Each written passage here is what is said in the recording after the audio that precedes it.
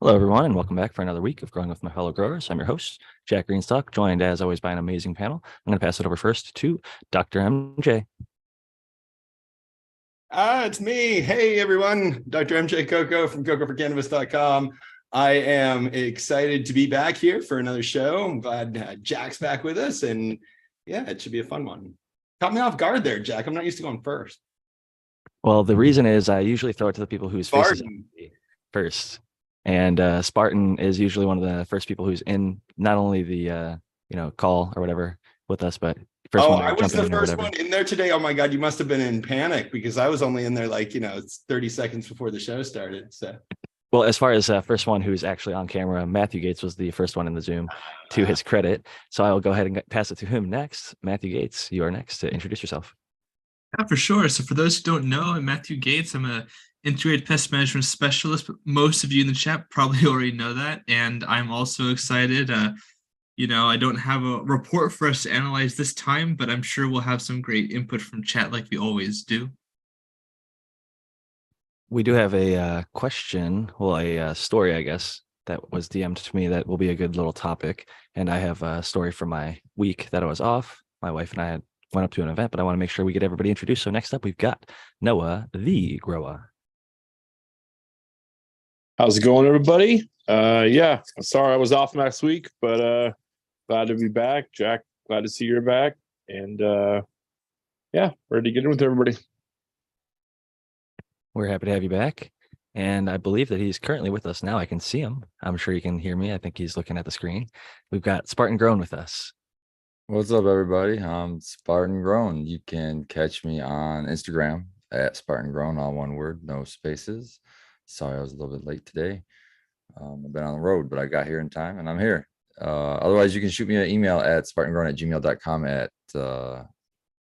that was it, spartangrown@gmail.com for email if you don't do social media. There we go. Yes, email is nice and simple, just the name, and then people can access you. It's good stuff. A lot of people actually still are not on social media. A lot of my favorite people in the cannabis space, funny enough, that are in my local community have no social media at all. And so it's funny that like so much of what we are interested in and talk about and curious with is just not impacting them at all. Like no, their decisions aren't impacted by the Instagram hype. They just do what they're going to do. They've got their little circles, running their cuts, doing their thing. But yeah, social media not impacting. But that being said, we have one more amazing panelist this evening. Last and certainly not least, the American one. Hello, Jack and panel and everyone in chat. Glad to be back. Yeah, if it's not broke, don't fix it. That's probably what they're thinking too. But yeah, it's always good to be here. And I'm the American One on YouTube and the American One _with _Keens over at the IEG. And yeah, I'm glad to be here. Happy to have you back. And I think that one of the DMs or emails, I'm trying to find it right now. I probably should have been a better host and had it up before the show, but I was busy with life and didn't get that pulled up. But the gist of the message was, hey, I love your show, listen all the time, but I can't listen live because it's like whatever my time, or maybe just with work or whatever. But they said one of the best harvests that they ever had, this individual, was basically what they called like a miracle grow, meaning not like the, fertilizer, but it was just a miracle because they went out into nature and they planted some seeds and they left it. A lot of people would call this like a guerrilla grow, but many people even in the guerrilla grow will kind of do a little bit with it. They'll maybe veg them to a certain size, maybe go out and water them a certain amount of times. They said they just basically planted these seeds and left it, and they came back months later, and sure enough, it was ready for harvest, and it was some of the best bud that they'd ever grown, ever smoked, and they still like rave about this miracle crop. And I know of the panelists that the American one is probably the most experience with the guerrilla grow techniques. And I know you've had multiple crops, done it a few different ways and had some success and some failure. So maybe you could share some stories of that sort of miracle crop if you've ever had one, or some of the other sides, if it was more difficult than maybe nature intended. No, I totally believe that the best taste and best weed will come from outdoor sun grown. And it's a lot of factors, but when they hit right, it's amazing. And like, yeah, I've had guerrilla grows, but I tried to get back there and give them nutrients, but you know, it's not, it was far away, and I would maybe make it there once a week. Well, I definitely made it there once a week at a certain time. But when rains come and rinse off the plants, the plants that I had outside that did really well, I was forced to put them out there because the house got sold and I had no place to put my plants. So I just chucked them in the woods. And that's when I really fell in love with the Exodus cheese, because I had plants out there that I had gotten from the seed from someone who said it was the cheese, and it was Doug's cheese. So I labeled it DEC, Doug's Exodus cheese, but it was obviously crossed with something because it was a bag seed. But in any case, long story short, I did like nothing to those plants, and that was the best tasting weed probably I ever had, that I grew personally. And they were little plants, but it was just like clean. I think that's part of it. It's just so clean. There was nothing there, you know. I think that's part of it, having it just be so clean with rainwater by the end. And you most likely will suffer on the yield, but I think the material will be better personally. Yeah, if you don't get crazy nutrients. I would say that's a far more typical experience of like going and visiting your guerilla grow once a week and fertilizing your guerilla grow and making sure that critters haven't gotten into your guerilla grow and stuff like that. You know, chucking a few seeds, coming back several months later and harvesting is it's a time-honored tradition in human culture. Okay, it's a time-honored. It is extraordinary. Amazing. That's amazing. Yeah. More power to him. I wish I lived in a climate that you could get away with that. It could be, you know, cast enough lines and you'll eventually catch a fish. Maybe they threw 1,000 seeds and these were the 2 or 3. That's a good point. I was just going to mention, I have a book before the internet, and the guy tells his tales of how he started growing. And they figured out, you know, they throw out hundreds of seeds. You know, half of them will get eaten, half of them will get found by somebody, half of them will just get destroyed by nature, and then they always ended up with something. But they realized on the riverbeds, they would like start throwing the seeds at, you know, near the river, and then work their way out. And yeah, that's how they figured it out. The more they put, the more they would end up with. But they knew a lot was going to get lost. But then they figured out also, like Doc was saying, the first few times I've read the book, the first few times they didn't go back. Then they realized, just a little bit of nutrient and ditching the males, their life changed after that. And yeah, they were on board. And yeah, I'll have to find that book. It's really cool. All right. Yeah, no, I'm not saying it didn't happen. I'm just saying that it wouldn't be a reliable sort of strategy for doing every crop. Yeah, you're not going to get reliable amounts of medicine and or even necessarily good, because it could just be eaten by an animal, you know, like so many times I threw seeds on the ground. They didn't even germinate, you know, like all different various places. They don't germinate, right? That's why my thought would always be to sprout them, veg them up a little bit so they're a nice, healthy, stronger plant. Because even just like indoor, a seedling can die off with like you're trying to keep perfect conditions, and like if you fuck up a little bit, gets a little too dry or a little too damp, like you're killing it off. So I would try and veg plants to at least like a stocky little, you know, plant and veg if I was going to go put it outside in nature somewhere. But then it makes transportation a little bit more difficult. But I don't know, backpacks and things make things possible. But it's certainly challenging if you have a little area indoor, or if you're at a place where you can grow outdoor or greenhouse. I just got back from an event called Hall of Flowers, which is a event for people that work in the cannabis space in California. And my wife is a lead purchaser. And so we got to go and visit basically like a few hundred different brands. They all have booths set up, and they're like, here's my card, here's some product samples or whatever you can smell. And if you feel like you're going to form a good relationship with these people, sometimes they'll actually just give you free stuff or whatever. But a few of the different booths that caught my attention were sun-grown. The Bohemian Chemist is one that I've been smoking on today. A very interesting one because very low. It probably won't be the best seller, at least in our market down south, because a lot of people look for high THC. This is a 4 to 1 to 1, with those ratios being THC to THCv to CBG. So it's an interesting mix. It is 12% THC, 3% THCv, 3% CBG. and they haven't gotten the terpene test back, but it smells incredible. My wife said it smells like Jack Herer. I thought it smelled like Durban poison, but it is called Spiritus Mundi, which is like the idea that I think all ideas come from a collective conscious or something like that. If you Google that actual term, but Well, the actual, Mundus is world, Spiritus is spirit, so like the spirit world, or maybe that's something perhaps, else. yeah, I think it's like that sort of idea that like ideas come from like a collective conscious or something like that. But the strain I looked more into it is also called Fruity Jack, and it's a cross of Jack the Ripper, which is one of my favorites from Subcool. And I have to go back to my little Google over here. And Spanibus winner respect number 13, which has like 1-to-1 CBD to THC ratios. So however that combined together, I wish I could figure out who the breeder of that one was. Let's see. I'm sure I've got it somewhere here. Oh, Philosopher Seeds is who bred this particular one. But it is a pretty fantastic smoke. Just cut off for a second. Yeah, you cut off a little bit, but I think we got it. But yeah, I smoked a little this morning, took my trash out. It was a motivational smoke. I woke up really early. I was tired, and it got me to do something that I was kind of putting off. My trash can was like filled up to the top, and I was like, fuck it, I'll take it out. And yeah, just another moment later in the day, had some like fast paced, intense stuff, and was using it, and just had really good, clear focus. Love the smell, love the high. And I do think that there is something about sun grown that's a little bit special, but I think that you can potentially, I've had some great Jack the Rippers that were grown indoor. The one thing about this ratio is I'm that kind of person who does like really zippy sativas, like a pure Jack the Ripper. I just popped a bunch of Vortex F2s, also from Subcool.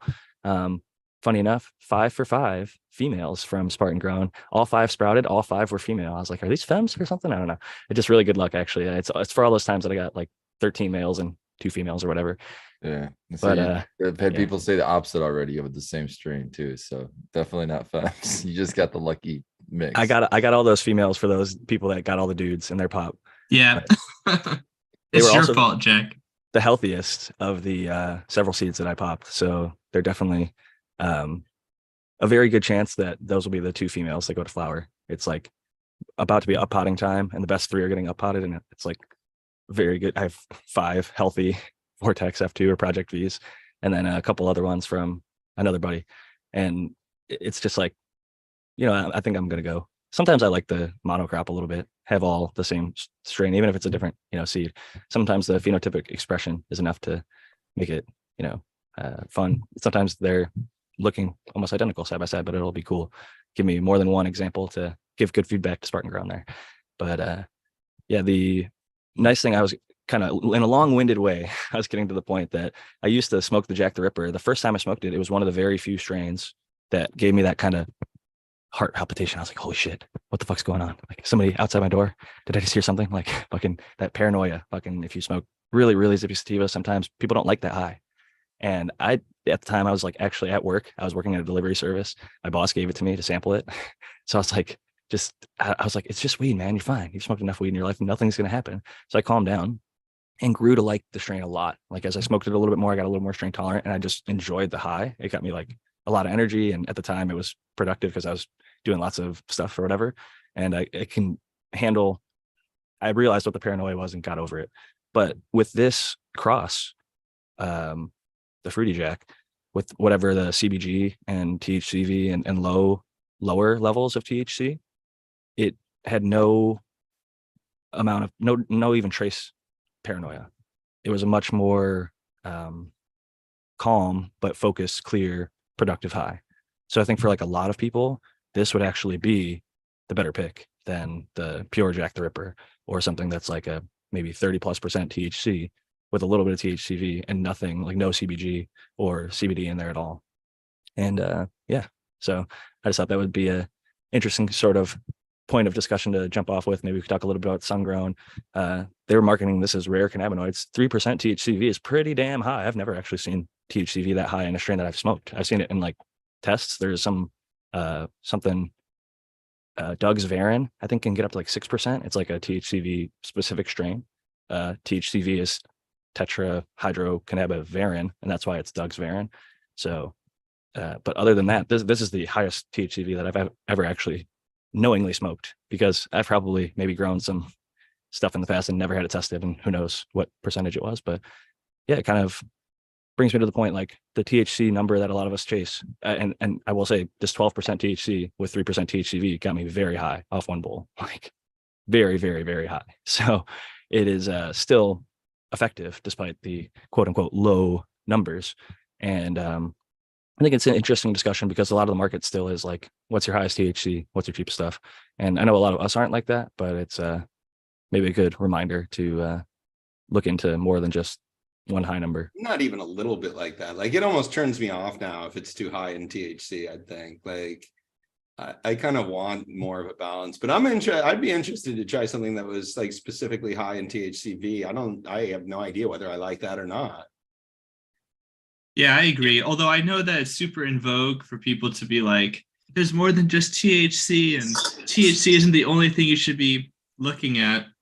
I think it's totally valid to also want high THC, and then like kind of like the volume on your speakers, you can set that volume to whatever you want. If you want, you can smoke less of it or whatever, if you want to use that as sort of a major factor, because obviously it is. But I agree with Dr. Coco that if you had, if you get more of those other constituents, not just cannabinoids, but also the terpene stuff, of course, that's where the flavor and aroma comes from. So yeah, and Jack, did you notice? I just don't. I think if you're going at like 40% THC or something, that's all you care about. That's all the plant's probably producing, right? It's not. It's like when you maximize for one thing like that, then a lot of other things get kind of tossed out the window. I will say Donnie Burger is one of them that's like 40+% that still has, I don't know if it's like a low percentage. Like I watched a little bit of last week's show. I haven't gotten through the whole thing yet, but how we were talking about volatiles and aromas and how even a small percent of esters, aldehydes, and other things can create a large amount of aroma despite being a small percent. Like Donnie Burger is like 40% cannabinoids, but it stinks. It might only have one or two. Spartan, what was your Donnie Burger testing at? Did you guys get it terpene tested ever? I don't recall off the top of my head. No, I don't. But it wasn't like 7 or 6 or No, something. no, right? It wasn't super high for sure. But And it's Brandon- definitely strong smelling and strong, like perceived for sure. And Brandon had limarilla, and when he was in San Diego, he had 2 cuts that he kept. One of them was 18% THC, 12% terpenes. The other one was like 26% THC and 7 or 6% terpenes. So I think that there is a sort of give and take with how high you can push one number, whether it's terpenes, cannabinoids, or whatever. You even see it with the THC to CBD ratios. When you have a 1-to-1, it's almost never, 30%, 30%. It's like 18, 18. Well, yeah, that would mean 30%. That would mean 60% would be Total cannabinoids, exactly. But just for the point of demonstration, it Right. is it's showing that there's only so much in that basket of cannabinoids that is being produced potentially at the point that we're at. We've bred it way higher. I mean, it might have used to been 10 or 15, and we've gotten up to 20, 30, 40 or whatever. But I think a lot of people still really like this 15% or whatever stuff that has terpenes, other cannabinoids and flavonoids and things like that. Hey, Jack, could you think you could tell a sample if one had THCV and another one didn't? Was it that noticeable, or you couldn't really think you could tell? Like, what's the difference? I think effects you're gonna For find out smoking, more. well, Yeah, like You know, the spark, appetite suppressant, you're not gonna get much Yeah. use as much stuff like that. I think. I have no That's what they idea what the claim. effects are. And then It's also with dependent on all the other dose. stuff. Probably, right? Yeah. Well, Exactly. it's this one in particular. Ethan Russo has talked about at lower dosages, it has certain effects, and then at very high doses, it has almost opposite effects. So that's been recorded in scientific literature, where at lower doses, I don't know if the appetite suppressant is there, but at the higher doses, it's considered non-psychoactive in low dose. But at high dose, to me, in my experience, it's extremely psychoactive. That could be just like a bowl or two, or like a 3%er versus like a 0.5%er. So it's interesting because I haven't ever had it isolated. I've never had like a THCV edible. But whenever I have a strain that has it, it feels like we've described in the past. I think Spartan said this about Vortex. I said it about Jack the Ripper, and even Chernobyl to some extent. It's one of those no ceiling highs. If you had to draw a graph of like how high can I get off of Girl Scout cookies, it's like I go up, up, up, I hit a plateau, and then I stay at that certain amount. If I smoke more, I'll stay high for like maybe 60 minutes, 90 minutes, an hour, whatever it is, a little longer. But if I just keep smoking it, I stay at the same level. Where with some of these sativas, hazes, Cindy 99, Jack the Ripper, if you keep smoking it, you just perceivingly get higher and higher. And I think a lot of people will like tap out when they smoke that strain because they feel quote unquote too high. Or maybe it's the paranoia, or maybe it's the type of high, but it's definitely one of them that I've seen, even experienced smokers. My wife actually didn't like Jack the Ripper, but she does like the Spiritus Mundi. She smoked a little bit of it and seemed to be fine. She's not a sativa person, so to speak. She almost never smokes anything that's like, if it's labeled sativa and it truly has those effects, she's not typically interested. But this one was one that she was more open to. So it's a balance for sure.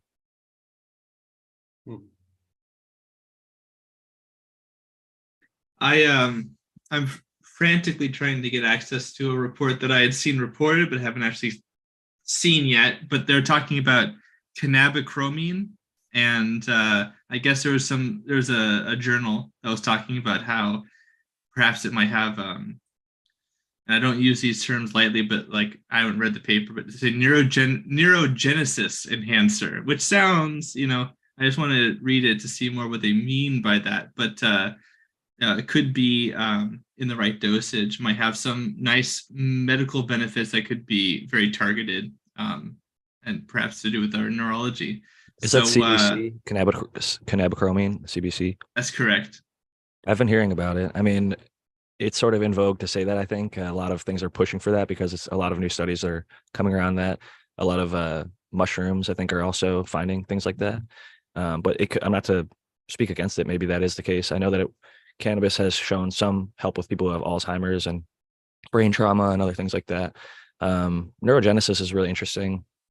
Psychology was my area of study, and I did look a little bit into it when I was in my undergrad, but it is sort of on the forefront of newer information, not quite bleeding edge. I mean, they're learning a lot about it, but psychology generally, I think, is even skepticized or criticized by some of the other sciences for how it has. That's the meme.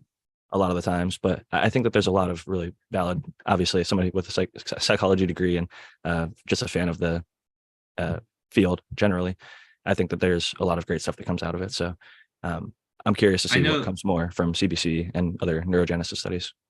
I agree. Yeah. Rusty Gage, who up until recently, I think was the president of the Salk Institute for Biological Sciences. I know that one of his pivotal papers, which I think he got maybe nominated for a Nobel a while ago, but he didn't get it. It was about neurogenesis, and I guess for a long time people thought that like this didn't happen at all. I don't know if he's the first person to figure it out, but basically he showed in I think a mouse or a rat study, he was able to make neurogenesis happen, and I guess might have been one of the first examples of that, because for a long time people thought you just had what you had and then it just depletes or goes away or gets damaged or whatever happens, and there's none of that regenerative effect. And so yeah, I find this kind of stuff very fascinating too. I'll try to link the study in the chat, so watch out for that chat. It is interesting, and to my understanding, at least from where my brother kind of directed me, he wanted to look at this type of thing from an extension of life thing, and I think they found it through like lobsters. Like if a lobster was never eaten, it could potentially like live forever. And they figured out certain cells within lobsters, they'll just keep growing as long as they don't have some predator come and eat it. And they're trying to figure out how to essentially make human cells be able to repair themselves. There's a interesting paper on something called Yamanaka factors, but this is definitely getting outside the cheap home grow side of things. And so I think we should maybe get back into the cannabis topic, and maybe I could pass it over to Noah the Grower and ask him, because I know he's recently had a harvest, about how his, we were talking about Donnie Burger earlier. How's your triple burger doing? Have you gotten to smoke any of it yet? And how's it coming in the drying here? Yeah, it's going good. It's funny. I can tell it's definitely high THC, probably lower, a little bit lower on the terpene side, but high THC. The weed, it really like almost kind of shines. There's so much THC on it. I mean, I had to like take a razor blade and scrape the scissors like every like 5-10 minutes. It was kind of that kind of real sticky. It was definitely a really good one. I was impressed, and I'll definitely run it again. I have a statement from chat that might be that might direct the conversation. Let's do other things to talk about. Let's hear it. Yeah, so JP from NB says, cheers, guys. Sometimes I wish we would abandon lab analysis. And Rocinante earlier up in the chat also mentioned that, yes, groups do shop for testing, and that's definitely a big problem to consider. But they say that sometimes I wish we would abandon lab analysis. Weed that was good because it was good, not because it had numbers. And I think that's fair enough. I'll counter with I don't this. get my own weed tested, but we've learned a lot of stuff by testing. So I understand, certainly from a breeding perspective, why you'd be interested in that. But hey, agreed. I mean, terpene tests tell us a lot too. A lot of people are like not as interested in the cannabinoids anymore, but they'll be saying it's all about the terps. I want to see the whole breakdown. I'd love to see esters, aldehydes, ketones, even if you don't know what they mean. It'd be nice to eventually know, oh, I smoke these strains and I keep on seeing this word pop up. What does this word mean? I can Google it. Terpinolene. Okay. I like how that smells. Oh, that must be that. Maybe that's terpinolene. And maybe you could go find an essential oil that, or maybe even just a pure isolated terpene and figure out, oh, that is what I'm smelling. That's how I got down the path of understanding which terpenes I do enjoy and don't enjoy. So it can help to identify. And I'm like Doc, I never get my own product tested just because it's expensive and I enjoy it. So it's like, who cares? It doesn't cost too much money. It costs too much weed. I'm not going to like send them like half an ounce or something, quarter ounce of my weed. I'll be like, it's not possibly going to make the rest of the weed like better for me. Like, that knowledge is just going to sort of like, if anything, it's going to make me sort of play favorites against my strains in ways that would sort of influence my naturally formed opinion of them.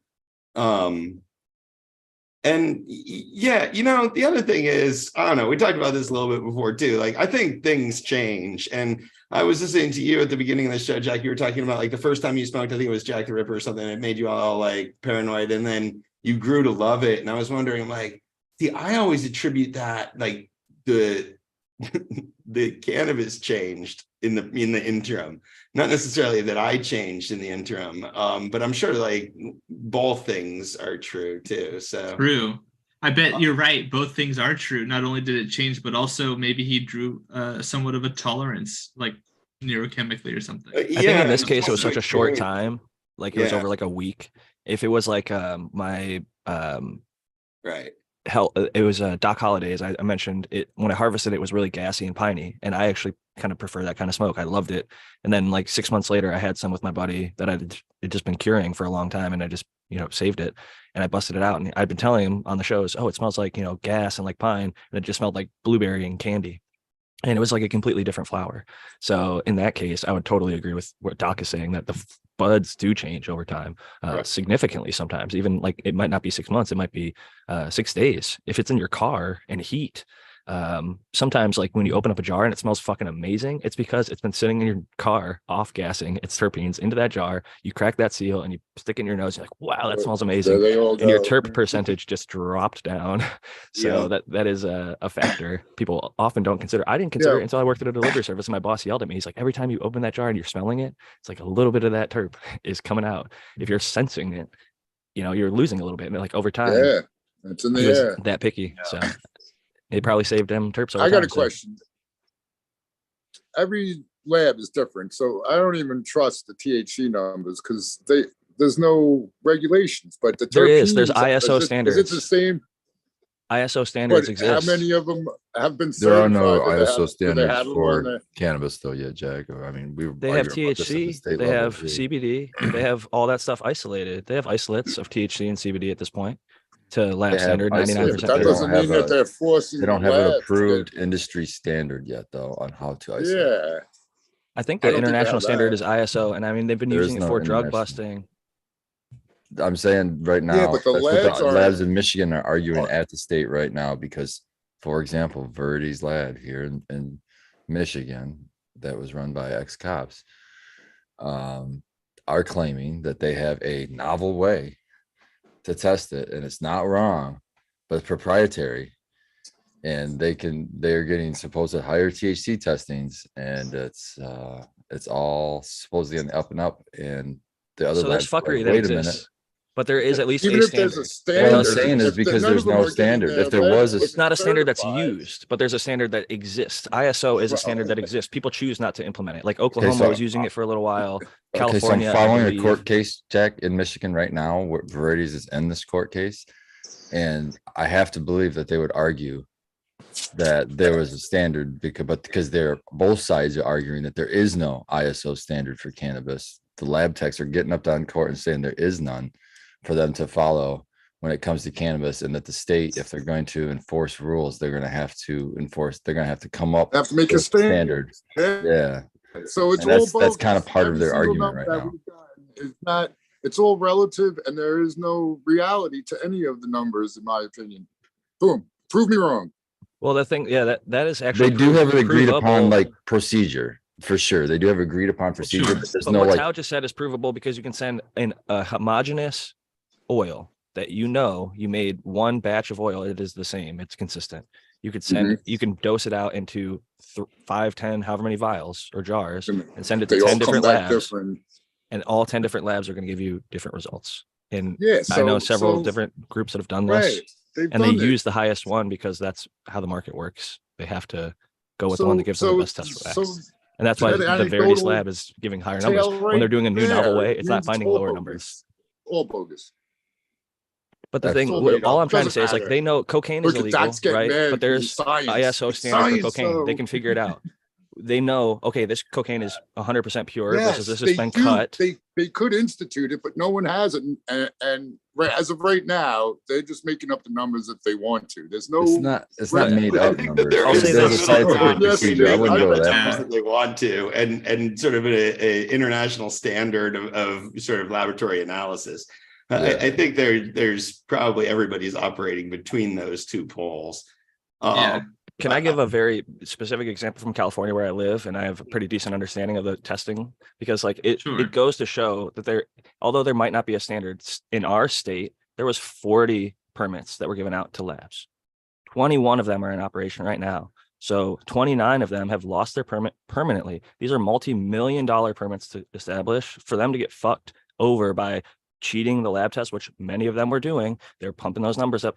They do like little sting operations. They send in stuff. They do it with multiple labs. And if one comes back and it's 15% higher, 10% higher, they give you a certain window. But if it's consistently every single time for months and months and months, they make a case against you. This is legal business now. They can go back and say all these tests that you inflated are, other businesses are unfairly losing money because you gave these groups competitive advantages and shit. Like it's the real legal shit now, and they're going to try as best they can to fight it, like they are in Michigan in court, because people are pissed off that one group is giving higher numbers, and it went beyond that. They shut them down. They got shut down by the state, and they have a legal argument through that they shouldn't have been shut down. So it's really getting juicy now. the lawyers will make all the money in the court. Yeah, So at the end of the day, Yeah. let's keep at home, I guess, probably not testing our cannabis and enjoying it, unless you really want to search for those rare cannabinoids.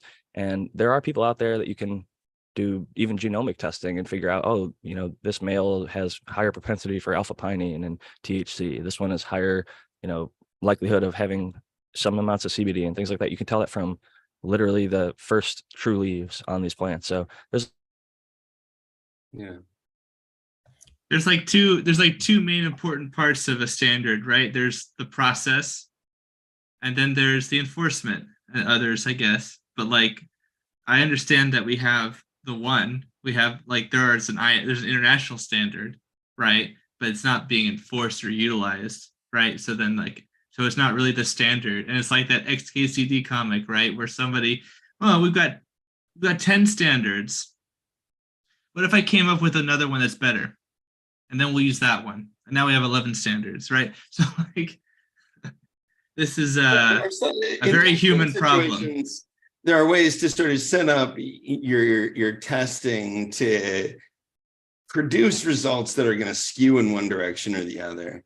And that's a form of sort of laboratory bias. But it kind of sounds like the arguments that are being made is that this is much more nefarious and deliberate than that, where somebody's going in and sort of manually entering numbers that they want to appear at the end of these results.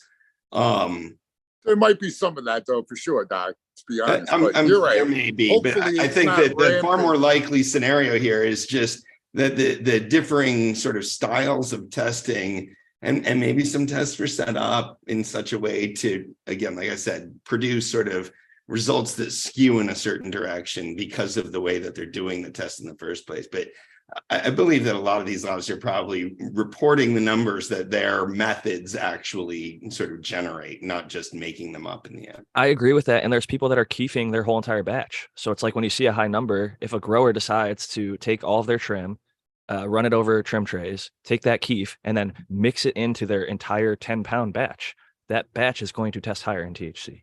And it's going to look better for the market. And they're not going to sell it as infused. I know groups that do this. So people get all upset about these high numbers, and sometimes they are actually high. So like Doc's saying, they put it into the thing.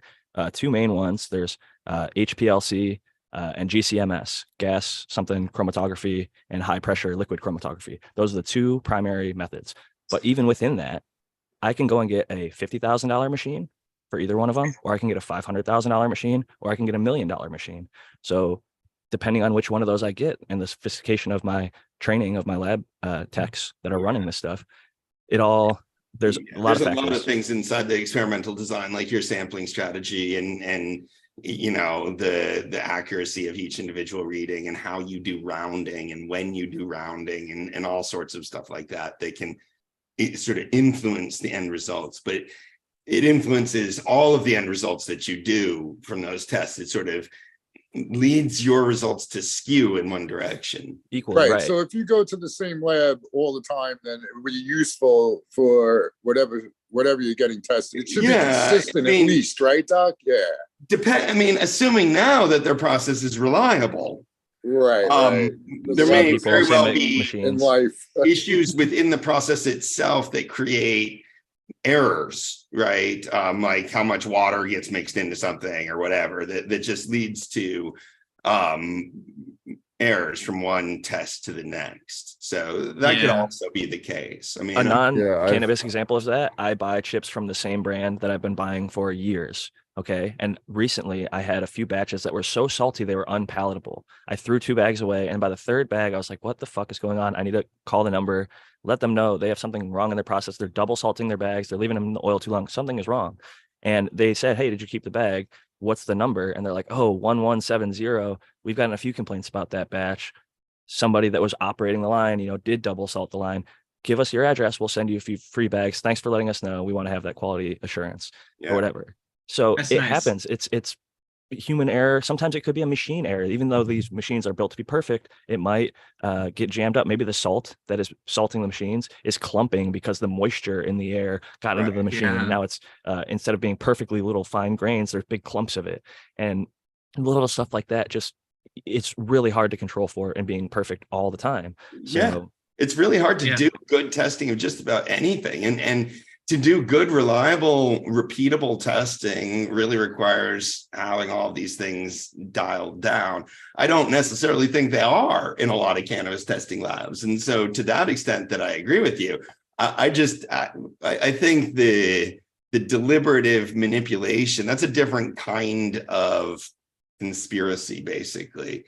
And I think the grower side need its own independent evidence for that, not just like the unreliability of the testing themselves. There's lots of reasons that the test would be unreliable. From what I've seen, it's from the grower side, or in California, you could be a grower, a distributor, or like a dispensary or delivery. And the distributor is often the one who goes to a grower, purchases product, and then they might be responsible to go and then get it tested. And then they might shop around and say, all right, I'm going to get 1 pound tested here, 1 pound tested there, 1 pound tested there, and figure out, okay, I like this lab the best because it seems to be giving me the best numbers, or maybe it's the closest or most convenient. But I think a lot of people are going to pick the one that gives them the highest number. So I think, like you're saying, it's not the lab that's nefariously trying to say like, oh, I'm going to pump this number up. In Michigan, it does seem like that might be the case. Like, group of former cops is like, I'm going to get into the cannabis scene, make a bunch of money off these guys, and come up with this new proprietary method.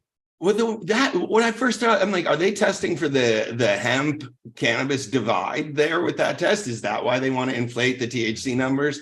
because that's a scarier sort of issue, I would argue, for a lot of people. Hot hemp. What separates, They're cannabis testing from commercial hemp? cannabis. They're testing commercial high THC cannabis. Okay, so they're not doing that. They had over 2/3 of the market. That lab had 2 labs total, and they were testing 2/3 of the entire market of Michigan. That's how one-sided it had gotten because of their because they were just varieties, giving better method. results. Yeah. Yep. Yeah, Wait, no, my thoughts on this thing are a couple things here is I've actually thought hard on it. Like what would be the solution? And really I think the best idea, I really stretch the word independent when I say we need an independent lab, but I think what needs to happen is with some of this regulation money that they're pulling in, all this tons of tax money, some of this money needs to be set aside to put aside and build a lab that is ran by the government, ran by the here in Michigan, it's the Cannabis Regulatory Agency, just to come up with a standard procedure for each one of the tests. And then the rest of the year, they could just randomly test things all year long to test other labs procedures to make sure that, okay, we'll test you. This is you come up with whatever method you want, but we're going to test your thing after you. And it better be close to what we're saying is what it comes out as. To have some kind of a second test like that, I think is what we need. And I think that's about the best solution that I can come up with in my head, that we're missing there.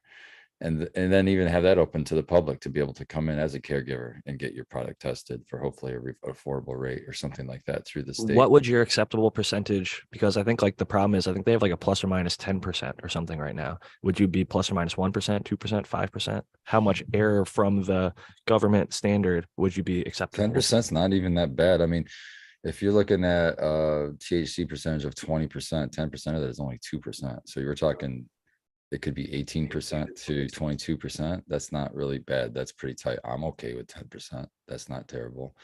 But as far as how far away from, or are you asking me how far away from the government's The baseline? That I don't know. That's a discussion we have to have. I don't know that I have enough information to make a quality decision on that. Percentage points versus the actual percent is a big difference. Yeah, like if it was 10% more versus like 18 versus 28 versus 18 versus 20.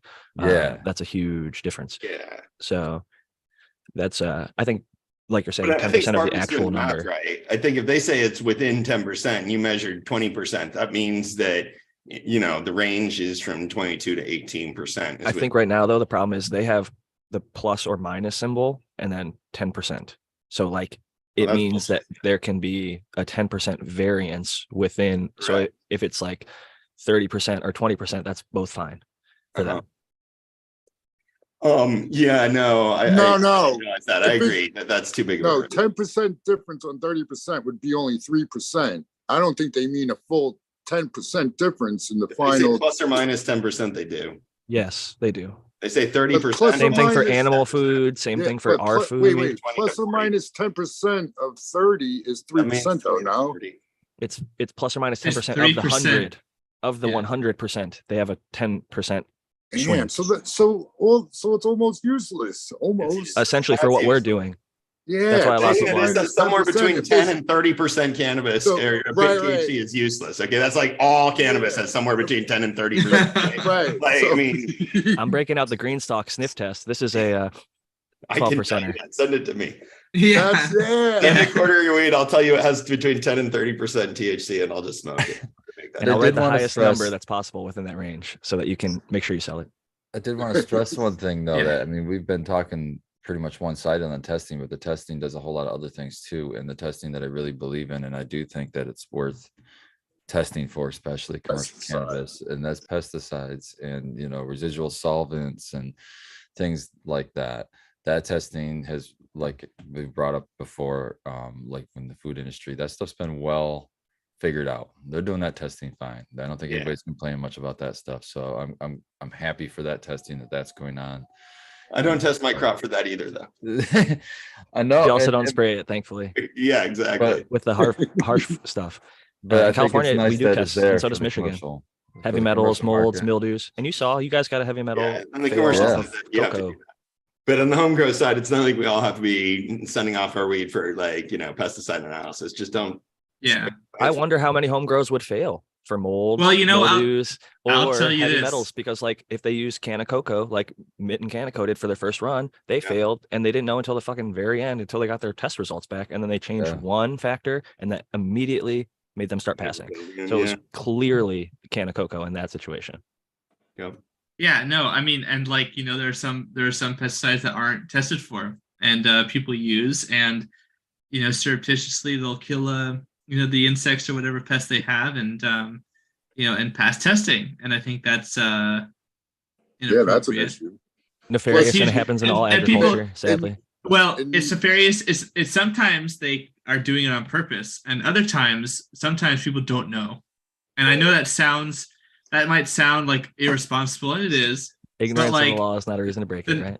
Yeah, the number of times that I've interacted with people who thought that one thing was a different thing, or was or wasn't systemic, is often.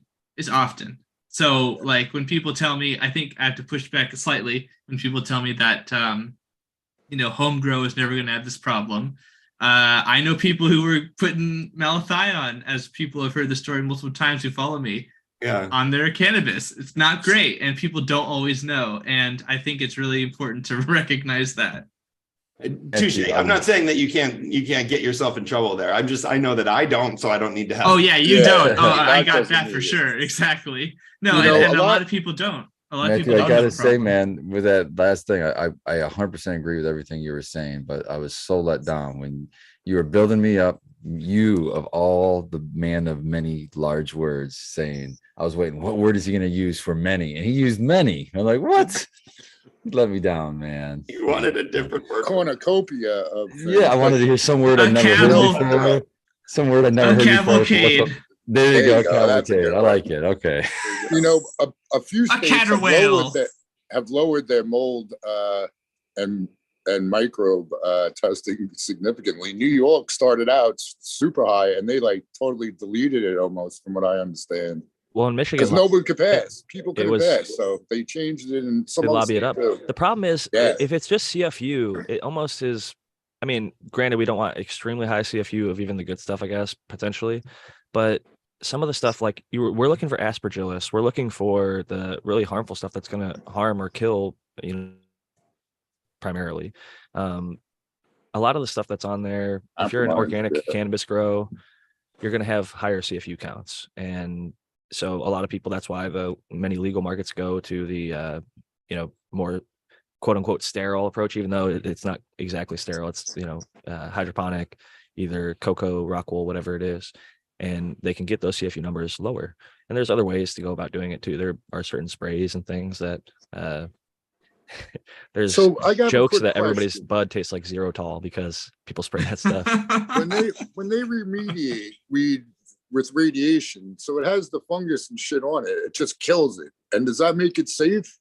Because couldn't you just so how long does it take a bacteria or fungus to die in dehydrated conditions?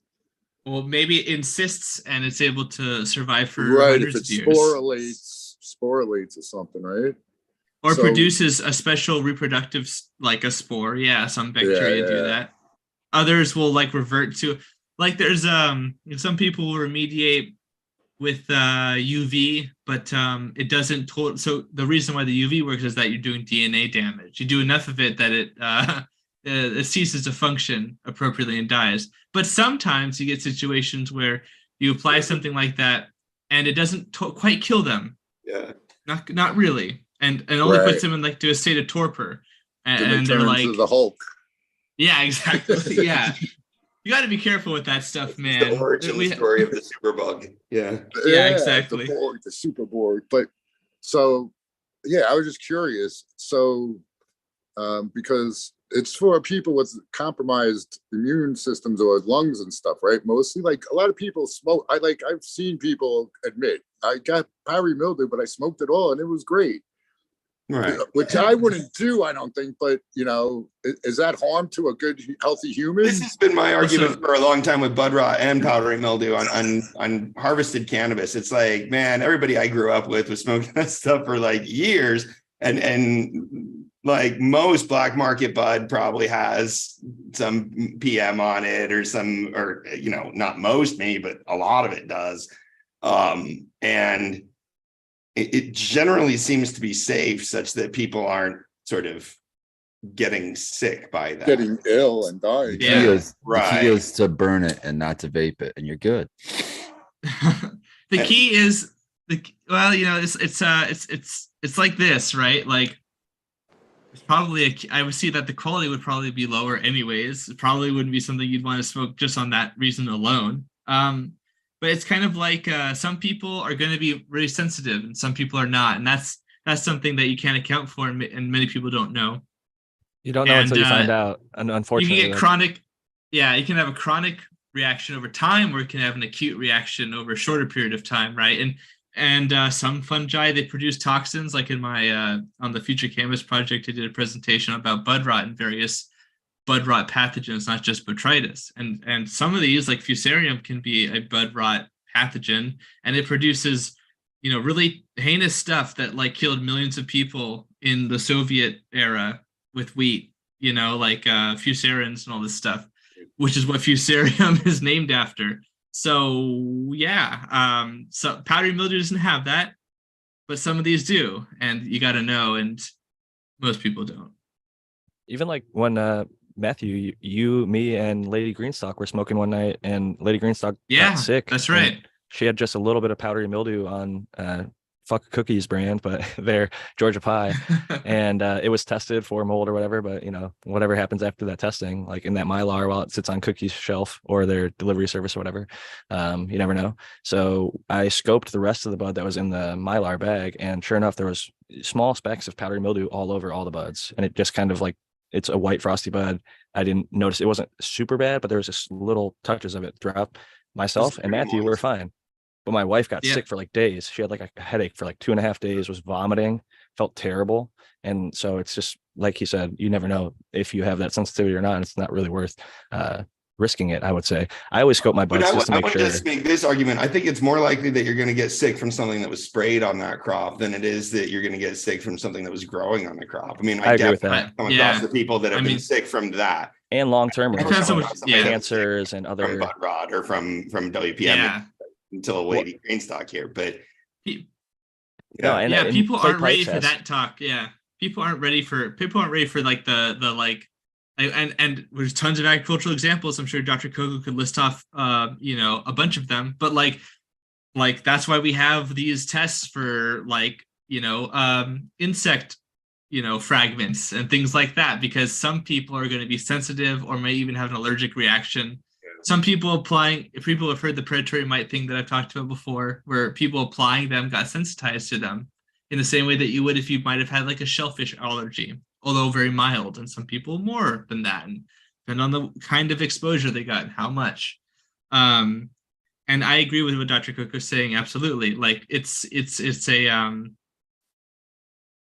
you don't know your physiology probably to know the answer, but a lot of times these pathogens aren't like developing compounds that are like necessarily going to be problematic for the majority of people. Right. So if you and what does it mean to be toxic is a thing that a lot of people don't have a great grasp of, like acute versus chronic, and they certainly don't know their own sensitivity. So it's kind of sometimes moot. Like, well, that goes really well to Clay Pipe's STL's question at St. Angel, rpgr is ever tested for, and I'm not 100% sure. I think a few of them. Maybe I thought Paclo was one in California that's on the list, but I could be wrong. Yeah. There's some substances. Absolutely. And like classification is an interesting thing here too, because somebody says PGR, plant growth regulators. Yeah, like regulator. Kelp. Sorry, I was gonna say hormone for some reason. I was like, that's not the right word. With R. Yeah, exactly. I'm like, why are your brain like hit that wall? You're like, some people used to use PGR as plant growth retardants because it slowed the growth And I know a lot of people don't like that word. I work with special needs people, and it's not like making fun of handicapped people, but retardant is like fire retardant material, Yeah. or it's slowing something. It's a So just to be problematic very word, but clear. to retard means to make something go slower. I mean, Right. Exactly. yeah. And it's like, contact. well, but the point with the classification though is that there's compounds out there that can be both. Like you might, there's people who have tried to get away with applying certain fungicides because the fungicide also happens to interact with the plant physiology, like not a mimic, but you know what I'm trying to say, like a hormone, like it mimics a plant hormone and interacts in that way and might make the plant grow bigger or have certain color or whatever. So they're kind of getting a 2-for-1, but like, they're trying to get away from either a sort of a legal, situation where they might not be able to apply certain other PGRs, or they're just trying to exploit the plant in that way. And I think I remember a serious incident happening with watermelon, perhaps even before my time. And like they were applying this fungicide, but also made like the watermelons really huge. So there was like a perverse incentive, and a lot of people got sick. I don't remember the details now, unfortunately, but Going the back sentiment just stands. a little bit, you mentioned acute toxicity and things like that. Could you explain just a little bit, like whether somebody's consuming a pesticide or PGRs over time, the difference between like an acute toxicity versus maybe more pressing or like urgent? I can't think of the word for the more fast pace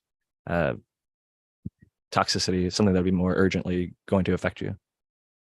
Yeah, so like I think acute and chronic, right? So like, and then there's different like thresholds for different compounds, right? Based on how problematic, how toxic they are to people, right? So you can have something that's a low toxicity thing for a chronic period of time, for a long period of time, and then that over time can be way worse than maybe like a different compound that's more acutely toxic, but you had for a shorter period of time. And that's not just true for toxin here could mean things besides chemicals, right? But yeah, essentially that's kind of the idea. And there's different standards for different kinds of substances and in different contexts and organizations. So like, for example, maybe there's a product out there that we like, for example, I often talk about pyrethrin. And I always make the point, like, I mean pyrethrin, not permethrin. That's a different thing, right? But pyrethrins, they break down really quickly in the presence of light, solar light, right? And other kinds of light. And they're not very toxic to mammals. So even if for whatever reason, I'm not advocating for laziness here or being lackadaisical, if we want to make fancy words happen. But here's the thing. It's not going to be nearly as bad as if somebody played like the chlorobenzolate or other kinds of or paraquat I see in the chat. That's a way more toxic product for people. And sometimes something is not toxic, not toxic for people, but can be toxic to your pets, right? Like cats, for example, pyrethrins aren't great for cats. They're more toxic than they are to humans, or perhaps invertebrates or aquatic organisms. Paraquat's a scary one for sure. I know recently myclobutanol or Eagle 20 was relatively commonly used until people realized that it's okay for food crops, quote unquote, to consume, but when inhaling or like ingesting a smoked product, that myclobutanol can turn to some other chemical, and that chemical has like an LD50 and it will actually kill you. I can't remember. I think it's hydrogen cyanide. I'm 99% sure. Yeah. So that was still hear black issue. market growers using Eagle 20 here in SoCal.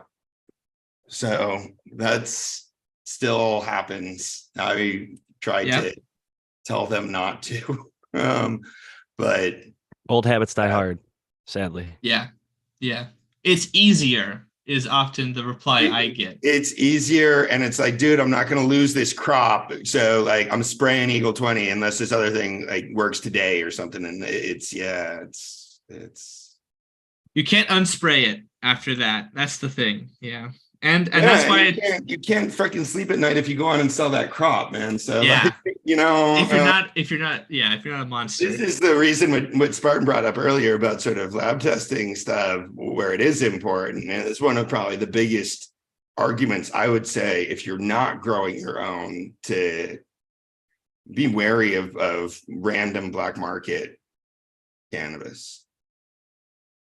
Even if you think like, I oh, the agree with that. prices are so much better in the black market, like the economy stuff now in the legal market, at least in California and probably other markets, is getting to the point where it's as affordable or cheaper than like what I used to get in the, you know, unregulated market.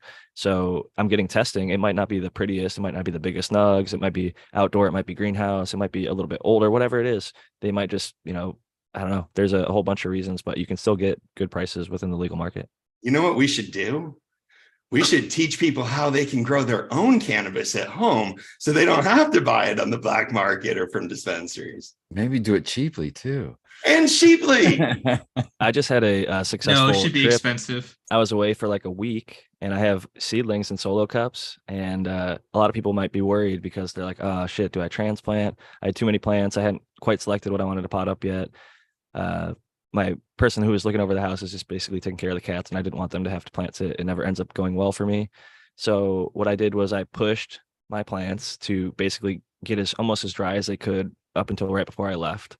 And then I gave them a nice watering with a pretty decent dose of bottom watering underneath. And I dosed that water with a fairly heavy amount, more than I normally would, Micro Plus, because it has the ability to work in anaerobic environments or aerobic environments. So I knew even if it was sitting in that quote unquote stagnant water, which I wouldn't really prefer typically, that it wouldn't be like the end of the world.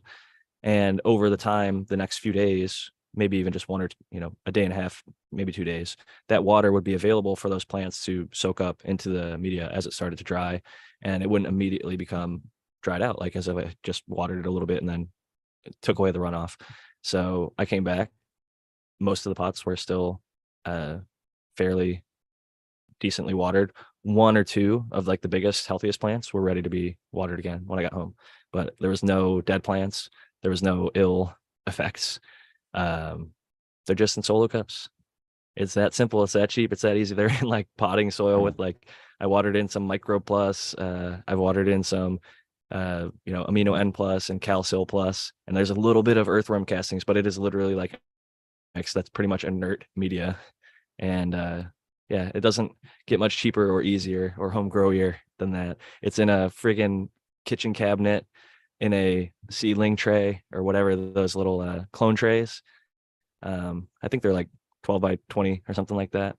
And, you know, a few square feet is all you need. A little bit of light, not even 100 watts. I mean, veg spaces can be so simple. I wish I would have known sooner.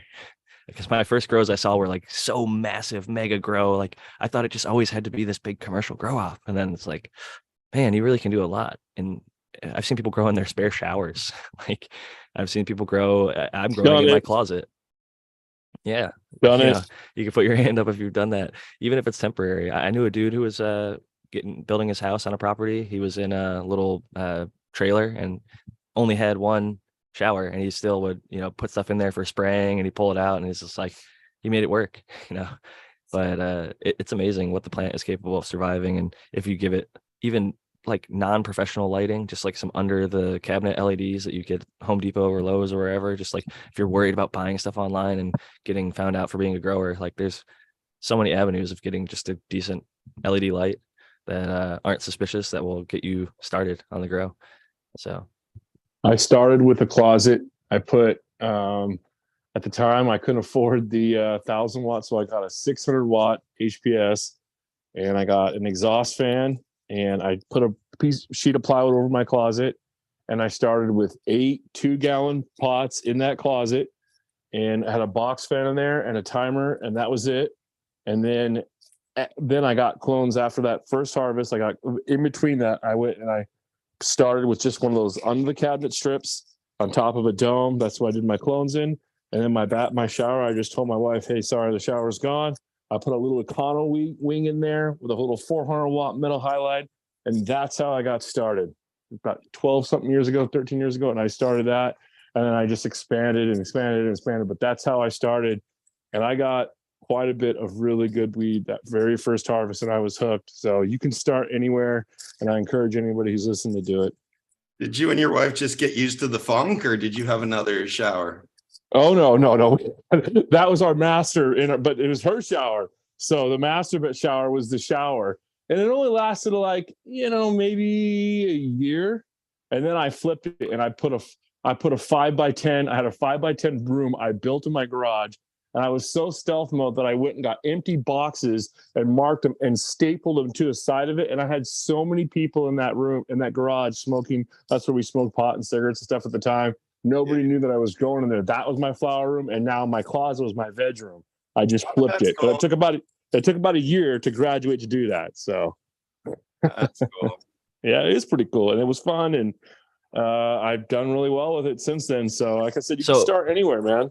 Yeah, I agree. Start somewhere. But I always do recommend, like, get some good seeds though, because so many growers have like bad experiences trying to grow bag seed. If you do sort of just start off with bag seed, be really gentle on yourself. But yeah, just grow.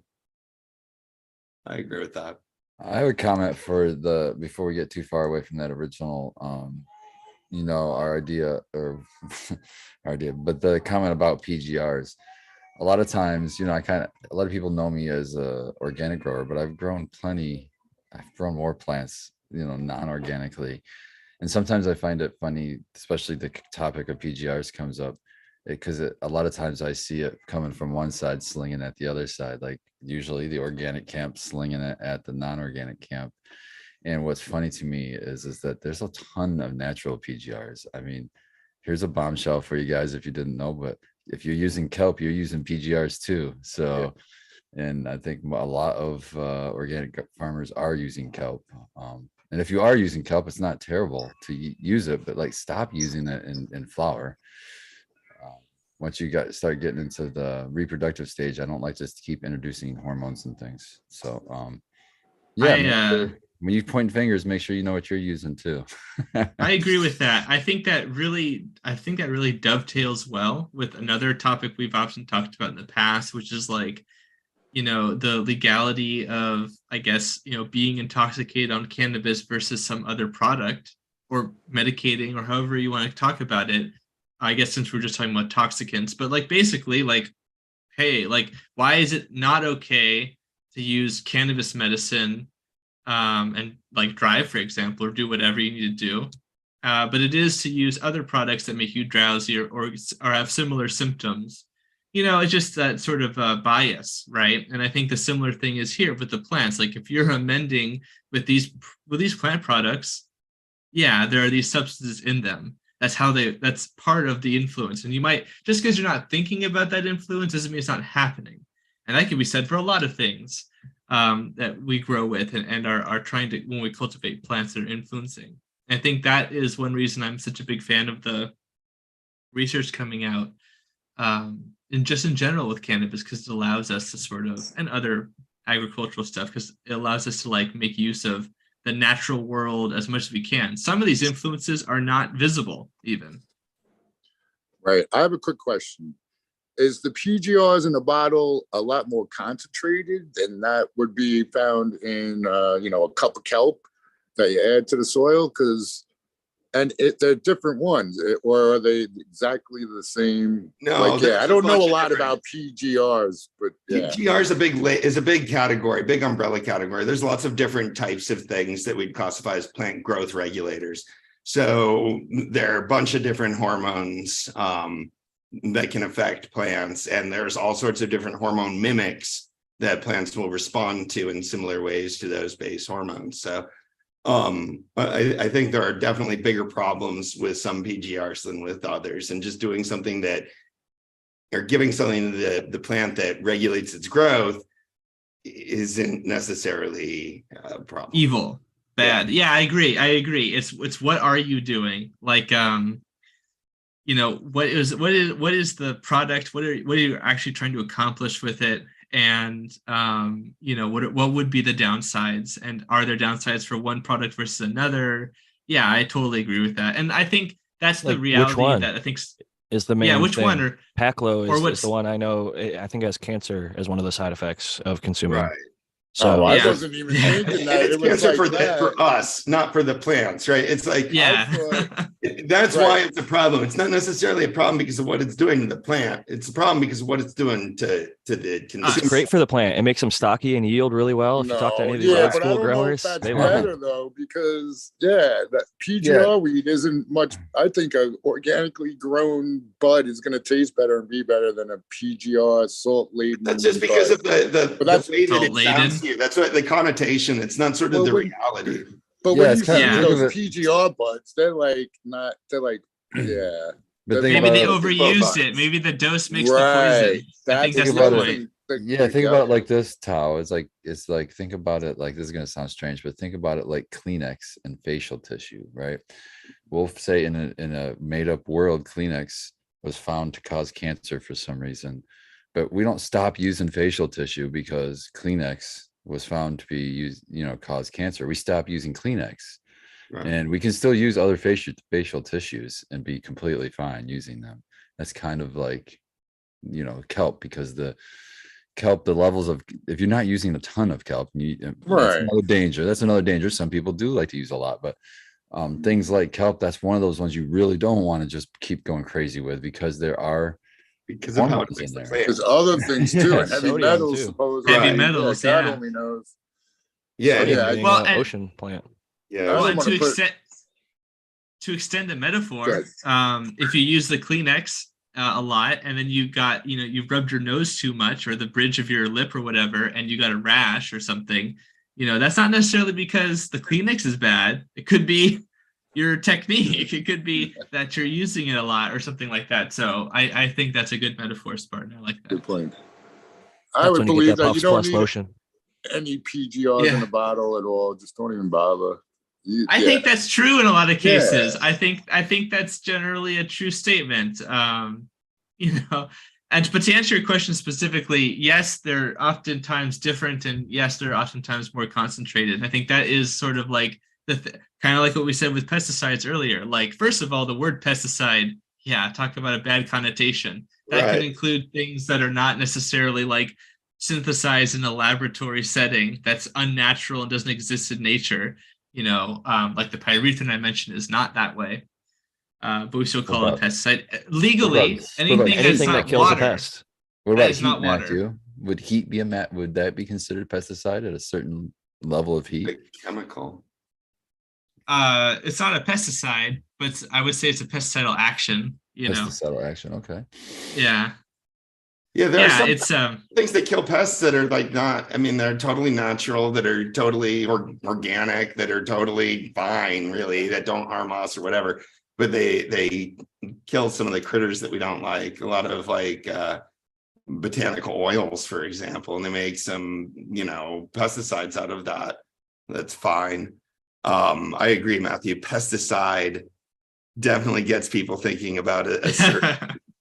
A certain style of pesticide. It's a very value-laden term. It's love so how you scary put they it. market that they That's- don't have it on brands. Like this one says no pesticides. Yeah. Some say no spray. And it is actually difficult if you're an outdoor greenhouse person to accomplish that. So, I mean, it works out for them, I guess. But like we were saying, there are non-pesticide actions that you can take. Like water is not a pesticide, so you can use that high volume, like spraying, to use the pressure to get some of the bug count down. You could manually remove. I think it might have even been Matthew talked about taking the leaves off, putting them in a bag, and then stomping them like before leaving the greenhouse in a sealed bag to kill as many of them as possible or whatever. Or maybe after they left the greenhouse, they'd literally just like stomp on whatever pest it was. I heard that recently somewhere. And there's just a lot of methods that you can get into.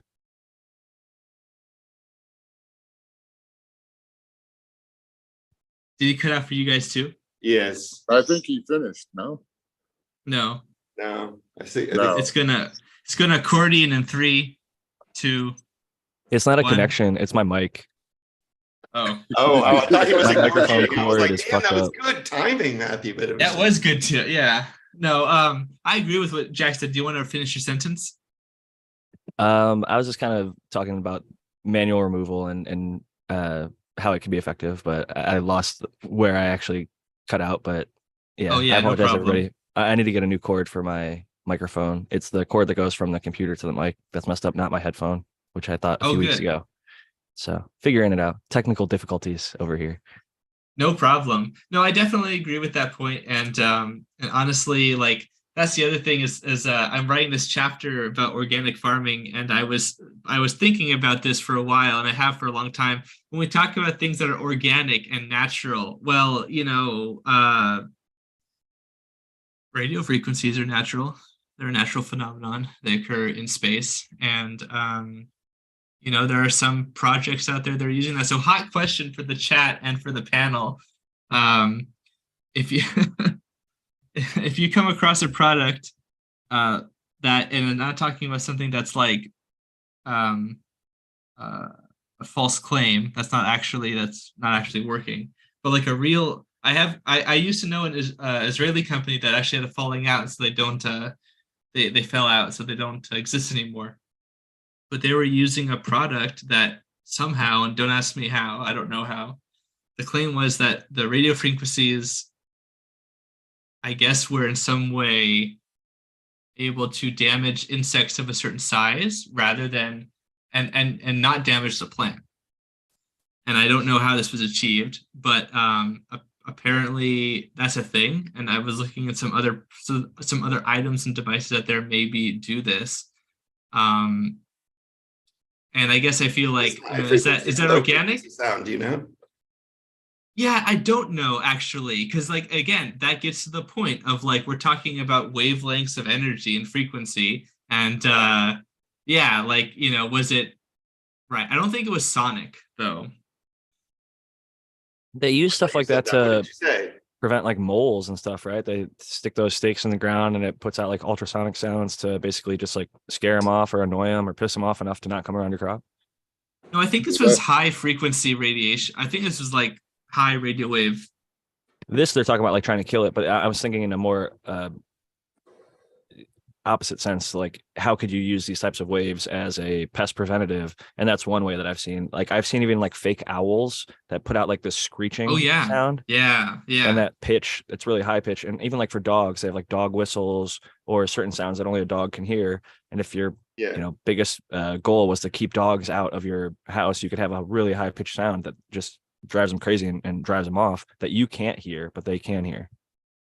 Yeah, the mosquito sound that people were using a couple of decades ago. I guess older folks couldn't hear it, and younger folks did. It was very annoying. Yes, yeah. That was the thing. My in classes, we had kids that would use it as their text sound so that they could hear it, and the teacher would never know. But it pissed off everybody in the class because it was a loud, high pitched fucking beep.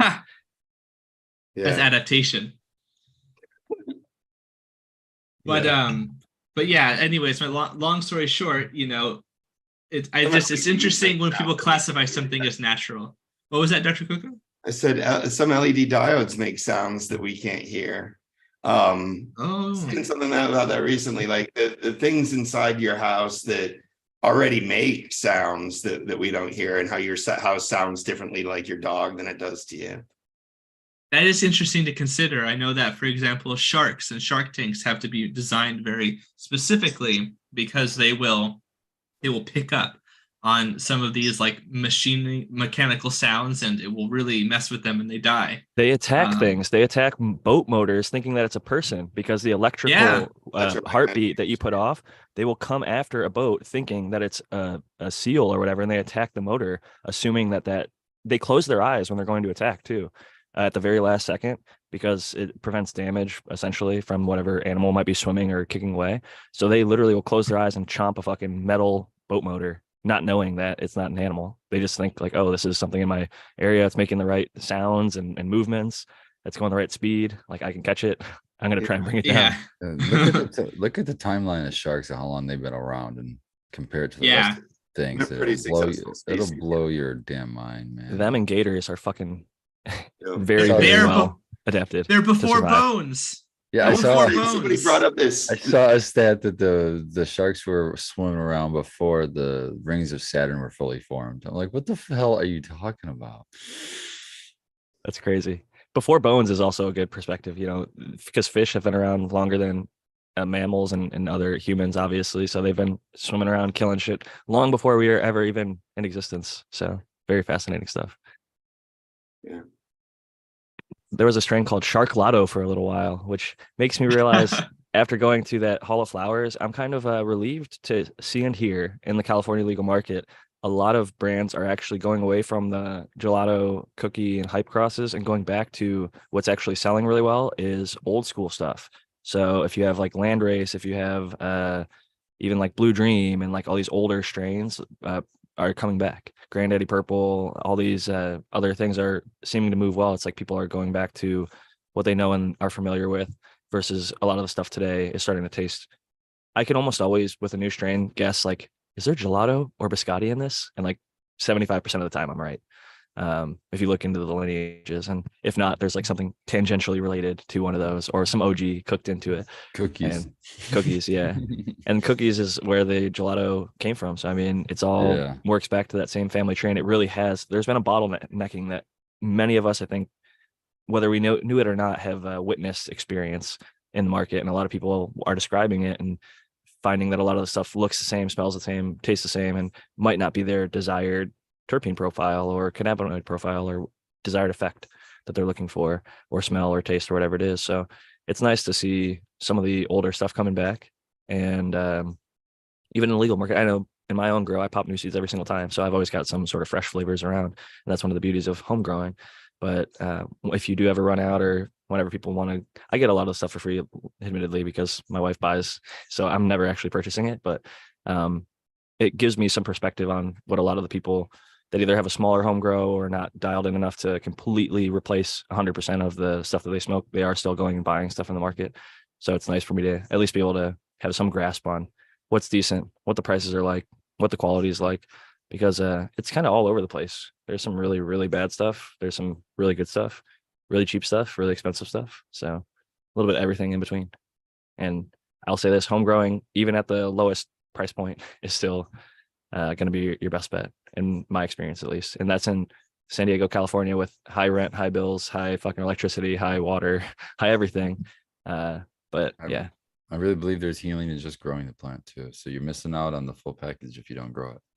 I've heard at least a dozen people say at this point the growing is more medicinal for them, more therapeutic for them than the actual consumption. They look so much forward to seeing the garden in the morning or the night, whenever their time is spending that time. If they had a stressful day, they can go into the garden and it can reset them.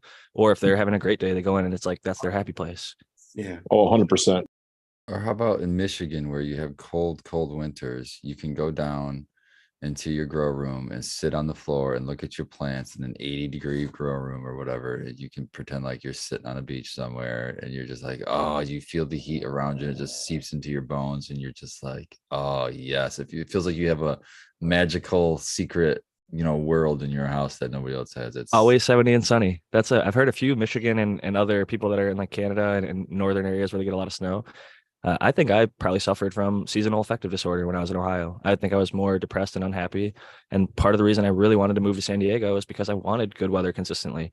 And if you can't get that, or you're happy where you're living, but you want a little bit of a dose of that, one of the things they use is literal lights. It wasn't a grow light, but it was like they get the correct CRI or whatever, the right spectrum, right colors. And they would have people sit in front of just a lamp for like 15 or 20 minutes a day. And that was enough to lift a lot of people's depression and issues with the seasonal affective disorders. So it's amazing. And what Spartan said is so true. And even when you're in San Diego, like a 60-degree day, you come home to a garden, it's nice, well lit. If you're taking care of things and doing things right, it's a happy moment when you step into that garden, see those plants, how they've grown and developed, they get bigger, how this, new leaf here, whatever there. I still get excited about the little stuff, especially that's one of the fun things about popping seeds all the time. It's like, they don't all grow at the same rate. So it's like, you'll see like, oh, this one's a little bit slower. This one's a little bit faster. This one's a little bit crooked or spirally growing or weird. And, it's, I even still like taking the little cuts and sending off my little sex tests, or if you grow rags, growing them out till they're old enough to see, and doing all that process. It's a fun challenge for sure. Cloud in the chat asks, do worms get munchies when they eat weed? I assume they mean caterpillars. And do they ask for nachos and guacamole? Well, I don't speak caterpillar. It's very difficult. My do. mouth They doesn't. do. They ask My for mouth. guacamole. My mouth doesn't make the right, They don't make the salt movements. It's not possible. Yeah, well, but actually, but the serious answer to that question is that I think that yeah, I think I've talked about it before, but insects don't have an endocannabinoid system like we do. And although it's possible that there are some other compounds out there or other aspects of their physiology that work sort of similarly, and are maybe stimulated in a different way, but certainly not, as far as I can tell, THC and its derivatives. So interesting point, interesting question. In fact, CBD has been trialed as a pesticide against tobacco hornworm. Isn't which like is nicotine interesting. also used as a pesticide? Yeah. Or Absolutely. certain things from tobacco? Yeah. Yeah. Well, a lot of That- neonicotinoids. Probably yeah. is a pesticide. I mean, that's one of the leading theories about sort of It is. why all these compounds are made by the plant in the first place. Exactly. Yeah. And so when people say chemical free, it's kind of like, well, which ones and in what The way? natural ones are okay, Matthew, but the ones that we artificial things create are bad. Well, that's Yeah. actually in the California market is now a determination. So if you want a cart to have terpenes that are not from it, it has to become from fruit or flowers. So you can no longer get gasoline derived terpenes to put into your cart. Gassy gas. Like you know how like when they extract petroleum and they go through all those processes, they have a bunch of off products and byproducts, and they basically made, like every industry, little industries out of the byproducts. And one of them is terpenes, and many other, you know, chemically they can extract and pull these things apart, and then they're sold at usually lower prices because it's just a byproduct versus like when they grow flowers in a field and maybe they make essential oils or something like that. And some of them are going to extract them specifically for individual terpenes. Some of them will sell a full terpene profile, like in lavender essential oil. It's just going to be lavender essential oil. It's not linalool terpene. You know, it's a lot more expensive to get the specific thing. So I've sort of lost my train of thought there, but yeah, They said we're in California, from fossil fuels, but we're not using those in California anymore. exactly. But before they were allowed to, and in many markets, it's not regulated to that point. But going back to the testing discussion at the top, how in the fuck are they going to distinguish between linalool that came from gasoline byproduct or linalool that came from a lavender flower? Like they're already having a hard enough time with testing on the testing. back end. If you need to really regulate that, then you track and trace it on the front end. But you can't just test on the back end. A lot of things really aren't regulated that way. Like most pharmaceutical drugs, for example, what goes into them is regulated, but they're not all sort of tested on the other side by the government to make sure that they're like living up to those standards. They just provide basically the sourcing of whatever, you know, inputs that they use, and there's a X amount of things that are available that are approved and shown to be within a certain range, standard type thing. Another thing that I kind of thought about earlier with the testing conversation is, although they might get to a point where there's an international standard for THC or CBD, there's so much more to cannabis. There's like 350 plus chemicals. If you test any other plants, like there's esters, aldehydes, ketones, minor cannabinoids, flavonoids, there's so many things in there that make it what is this beautiful thing. Like a lot of people that are flower people that try and move to the concentrates or other things always kind of gravitate back to the flower. It's because like everything is in there. We don't know what everything is, literally, from like the standpoint of like they test it and we might know 99.5%, but they just found THCp and CBDP in Italy like 2 years ago. And it's a big part. They say it's 30 times more active at the receptor sites than THC alone. So even in much lower doses, it could have, you know, strong potential for potent therapeutic effects. And so we're still learning, and there's just so much to it. So they might make a THC standard and people might still shop for that 40% or whatever. But I think eventually they'll maybe start shopping for that strain that works best for them or whatever it is, whether it's the smell, the terpenes, the esters, whether there's some other thing. I think everybody's going to find what works best for them. And the testing will be insightful for. So I'm excited that we have it, but I don't necessarily think that it's like an end all be all thing. Yeah. Although I don't have this opinion on everything that's politically related, it does seem like in this particular context there has to be some sort of monopoly on enforcement, essentially. Otherwise, anyone could say anything about whatever, and you're just always going to have that situation. Of course, that concentrates all the power in one place, and there's corruption there. That's possible, but if we're able to open it up and make it,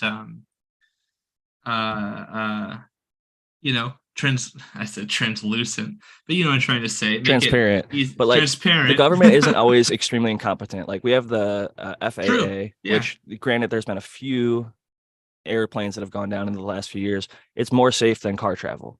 We have the National Highway Safety. Yeah. We figured out, okay, airbags work, seatbelts work. These things have actually come with resistance of people. People didn't really want a lot of these safety regulations, but it saved thousands of lives over time. And I think that's what's happening with the mold testing, heavy metals, mildews, and things like that. It will save those vulnerable people at first. And I think it'll show that cannabis is really one of the safest, by its own merit, safest substances on the planet. So when you start eliminating the cross contaminations of, molds that are harming the very rare specific people, you can confirmably say, like, okay, cannabis is so safe. Why are we treating it so strictly? And then I think we'll start to be able to knock down more of the regulation to allow people to start growing it outside. Because guess what? A kid like eating a whole plant or something and breaking into your field, it's not going to harm him or kill him. They're going to be just fine. So the more that we can prove this stuff, and because trust me, even in San Diego, California, there's still high school kids coming in saying, my friend started smoking marijuana and this, and that, and horror stories. And, it has effects on the parents and the council members and things like that hear it, whether it's true or not. I think that there's still a large agenda pushing strongly against cannabis and trying to make it seem like it's much more dangerous than it in fact is. So I'm certainly happy that we're trying to do our best with the show, with testing in all the markets, and with more people using all the time. I think that it's still to the point where cannabis is more commonly used than tobacco in many parts of the US. So that's a big change, because it wasn't like that 5 years ago or a decade ago, at least publicly. People couldn't come out and say that. There's enough places now, I think, that people are, oh, it's been legal for like 10 years. I'll actually say on a survey, I use cannabis once a week or whatever. Where before you'd get a lot more dishonest answers if somebody's in a red state thinking that maybe this survey is going to get, somebody's going to find out that it was me and I might lose my job and things like that. So it's moving in the right direction slowly but surely, but there's still a lot to be watchdogs for in your state or country, wherever you are, trying to keep cannabis regulation moving in the right direction. A question in chat that I'd like to try to take a shot at real quick, because I was kind of gave a bullshit answer, but Scrub Shrubs asked me in chat, said, what do I do for IPM for outdoor? And my answer was, I hope and I pray. But sometimes when you're an outdoor, that's all you can do, because you're at the mercy of Mother Nature. But there's some things you can do for sure. For one of the common mistakes that I did myself and I struggled with was spacing of plants. If you have more than one plant outside, man, plant these plants at least 5 feet apart from each other from the center. So from one stalk to the next stalk, at least give yourself 5 foot space, because that's going to give you a 2.5 foot spread between the two plants when they're next to each other. Believe in yourself and your plants. Yeah. And I mean, if it gives you more space than you need, that's cool, because that means less chance of powdery mildew at the late season. So you want to have spacing down really good.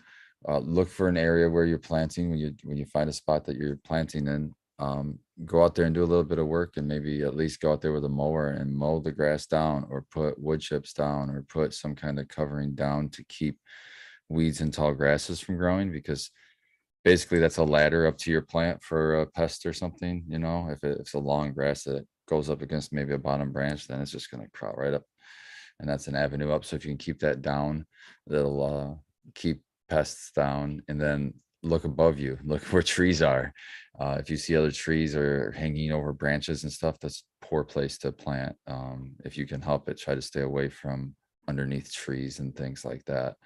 And then lastly, try to plan for Mother Nature a little bit. If you can put supports, if you're fencing it in for security, put some supports off the corners and off the middles, maybe, so that you can throw a tarp over if you're going to get late season storm, hail, whatever, windstorm. You can throw up a tarp, maybe secure it down with some cinder blocks, and hopefully it'll get you through a storm.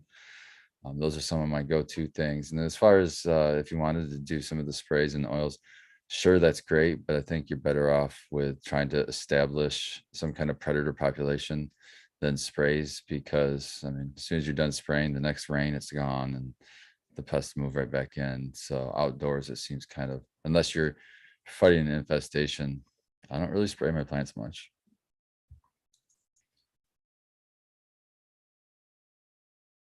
So that's good advice. It goes back to what we were talking about at the beginning, kind of like the guerrilla grow, even, or just growing outdoors, what kind of IPM to implement, how little you can get away with, and just the struggles of implementing this stuff. Like, you know, how often Tao was saying he could get out to his plants once a week. If it's in your yard, it's a lot easier to get there. But yeah, if it is consistently raining, it's going to wash off a lot of that stuff. I think that's why, like, going back to some of those sprays that we don't like, they are systemic and will stick around after rain. So I think that's why a lot of them end up being used. It's the convenience factor. A lot of the growers that use that are doing it for the profit type thing. So if you have that love for the plant, maybe you'll be more willing to get out there and spray it a couple times with the natural thing, or be diligent about knowing what pests you have around you and ordering those predator mites in time so that you can get a big enough population around so that you never really get to an infestation level that's going to massacre your crop or give you so much issue that it really significantly negatively impacts your yield. Because a lot of people outdoor come to the point where they accept some level of pest pressure. I think a lot of people indoor will accept zero. They want like a clean, no pest grow all the way through. Greenhouse and outdoor, probably not going to be the case. I mean, you could get really lucky, but something's likely going to show up and you're going to have to battle it. Whether it's some minor insect that's easy to take out, or something that, Grasshoppers, some crazy shit that you're not even going to see indoors. You get all kinds of things. Exactly. There's a lot to potentially come and just, get into your crop and cause some issues. So a lot more to look out for, but at the same time, you're benefiting from what I think is the greatest light source. And you can also, it depends on where you're at. If you're in Antarctica in the winter, it's probably not the best, but the, right season, if you plant the right time, I think like what Spartan and many others do is get to know, like, when you went in the last season, what was successful. Were you too early? Were you too late? When did that rain come? Like, had you got in a month earlier or a few weeks earlier, would your harvest have come down a month earlier or a few weeks earlier? It does depend a lot on the light cycle. Like, when it changes, a lot of stuff is like marketed at like October. Like, is your season so bad in October that you're not going to get any harvest? Maybe consider a strain that might finish in September, because that might be your only, like autoflowers. I think Spartan and many others have gone to, because if you don't, then it's autos or nothing for a lot of people, or just really figure out your photo or light depth photo periods. So Tao, with your guerrilla grows, how much focus on IPM was it? I brought ladybugs out there a couple times. I brought spider mite predators. I brought praying mantises out there, and I have pictures of all of them in action in my grow out in the woods. Yeah, I got like enough ladybugs for like an acre, and I put them on like a 10 by 20 foot patch, just all of my plants. There was like hundreds of them just crawling all over the plants, which was cool. But, and then like we talked about praying mantises that people say they're no good, but, and I had them twice. I released them, or put the cocoons out there, and one always hung around. And like they were saying, the one probably ate all his little buddies, or a bunch of them anyway, to get there. But I have pictures. I have video of a praying mantis eating a grasshopper on my marijuana plant. So I know that was a good thing. And I would think that at the proper time, it doesn't hurt to have these things. if there's getting the moths come that create the caterpillars, so anything that might eat the moths, I think would be a benefit, which might be the praying mantises. I don't know, but I've seen them eat a lot of flies. Yeah, different Bacillus things. thuringiensis is really no K. What's it? Cur. I don't know what that one stands for. No, the Yeah, but Kusaki is the strain. It's still Kusaki. BTK. Yeah. BTK. Yeah, that's the one that eats. That's the one that eats. That caterpillars. kills the caterpillars when the caterpillars eat it, though. I hate that part. I like them to get dead before they eat something. I don't know, man. It's just like the same thing with my favorite thing to get rid of ants is the bait, the gel bait, because they eat it, they take it back to their nest, and then they kill. Hopefully, they feed the queen, and then they kills out the whole colony. There you go. That stuff's effective. I mean, it might not always kill the mass colony, but you might take out whatever little area is bothering you. So I don't think the gel baits are qualified as organic, though. What if it's an essential oil No. gel? I think you're right. Isn't it just like I don't borax think or they something? Are they, Matthew? Do you know? Well, usually it's something like fipronil, like in a residential situation, which is out of my purview. Yeah. But yeah, like I mean, if you doped like a sugar solution with Beauveria bassiana spores, is that organic? Yeah. Yeah, I think so. I think so too. If it's Unless you're in a organic, really sure. strict regulatory regime like Canada or something where they ban Or California. BB. Do they ban BB here? Oh no, Sure. but it's regulated. I mean, we're super regulated. I guess is Yeah. what I was getting at. Yeah. I think you'd have to make sure it was organic sugar. That's Yeah, true. you know, That's from like sugar actually cane. a- a that's an good actual point. consideration. It's a good point. Good point. Not from Coca-Cola. Yeah, you got to get the Mexican Coca-Cola with the real sugar. I just had Yeah. one. It was great. They I sell it bet. around I here. bet. Yeah, I'm not like a soda person, but the Mexican Coca-Cola does taste different, and it's the sugar used. I don't know. Sorry, It feels bad. tangent. I agree. No. It's a good tangent. I feel the same. Although I'm not a big soda person either. Yeah. Yeah. Yeah. Maybe no, that's what makes it better though, because like I don't have it all the it time. couldn't be worse. I would say that. Like I can imagine how it could be better because like cola in the United States is like nasty. It makes my teeth squeak. I hate it. It is really nasty if you don't drink it regularly. Like it's hard to try and drink it like on a regular basis. But I know Spartan Grown is not a soda guy. He's always drinking teas over there. I always think he's drinking beers, but he's got some fancy little healthy teas. So I'm usually a water guy. You can see me Literally over here with tea my bag. green bottle, even though it's not a green screen, it still gets cut out, which is kind of funny. When I go down here, haha, it all works. But Spartan Grown, we've got about 3 minutes left. You could talk about your tea, your garden, life, whatever. I'm going to pass the mic to you a little bit before the final thoughts and shout outs and just let you ramble a little bit before you get going on over to the Michigan Bros Grow Show. Awesome. Yeah. I'll ramble about my grow because I cut down all my my whole underneath that one light that I had pretty much all of my bread stuff. The only one that I didn't breed was that was growing was I had 2 plants. I had an orange dream haze by itself in its own container, which got big, which I'm excited for. And then a small little Cobra milk. I put the Cobra milk in the same planter as the Project V, and the Project V totally overtook it. So it looks good, but it just looks very small and stunted. But I harvested everything. So I got the Project V hanging. I've got 2 Donnie or the Spartan Pukes, 2 of those, 2 phenos of that, which are super close in appearance, super close in the way they grew. They're seemingly pretty close in terps, but everything's mixed together in that room. So I'm gonna, once I get them jarred up, then I'll determine what terps are what. And then the Snow Devil also is hanging. So I'm excited for all of these. They're all new, and they're all from crosses that I made. So it's gonna be awesome to smoke them and see what impressions I get and what kind of highs come off of it. On that right now, my first impressions, like the Snow Devil looks to me like, whew, it just looks the best to me. There's something about that bud structure. It looks great. When I'm smelling it, it smells mostly like it likes leaning a lot towards snow cane, but it's got like a little tiny bit of what I'm thinking is that lemon coming through from the vortex. So I'm excited to see how that cures out. But God, it looks good.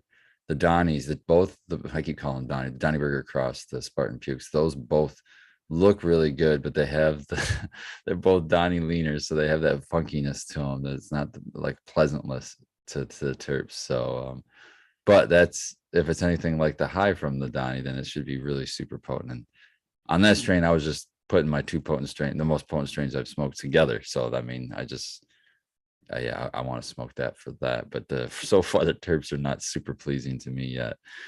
And then the exciting news on the Project V, I'm finally getting a little bit of terps off of it when I was hanging it up and I was doing some leaf stripping, and I was getting a little faint smells off of it. So there is some terp profile to it. I guess there is. We'll see what happens in curing, but I'm excited about all that. I'm excited about it all. Let it dry, and excited to trim it and smoke it. It's growing too well for me to not grow it despite your terpless warning there last week. I knew there was probably going to be some terps in there. It was just mixed in. I got some flower from a group called Sierra Sungrown before you get going, because you talked about Tiki Madman. They were all hype, and I was super stoked because this Nevada County Sungrown, it's an equity brand, but they grew some really fire bud.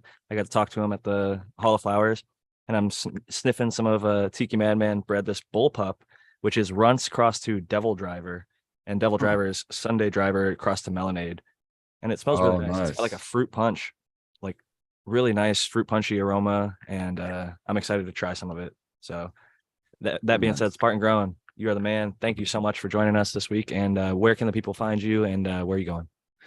Yeah, I'm headed over to the Michigan Bros Grow Show. You can catch me there on YouTube here in about 15 minutes. Otherwise, you can find me on Instagram, Spartan Grown, all one word, or shoot me an email, spartangrown@gmail.com. Otherwise, I hope y'all are growing at home and you keep on growing. Grows love, guys. Grow love, Spartan. Thank you, Spartan. Peace out, Spartan.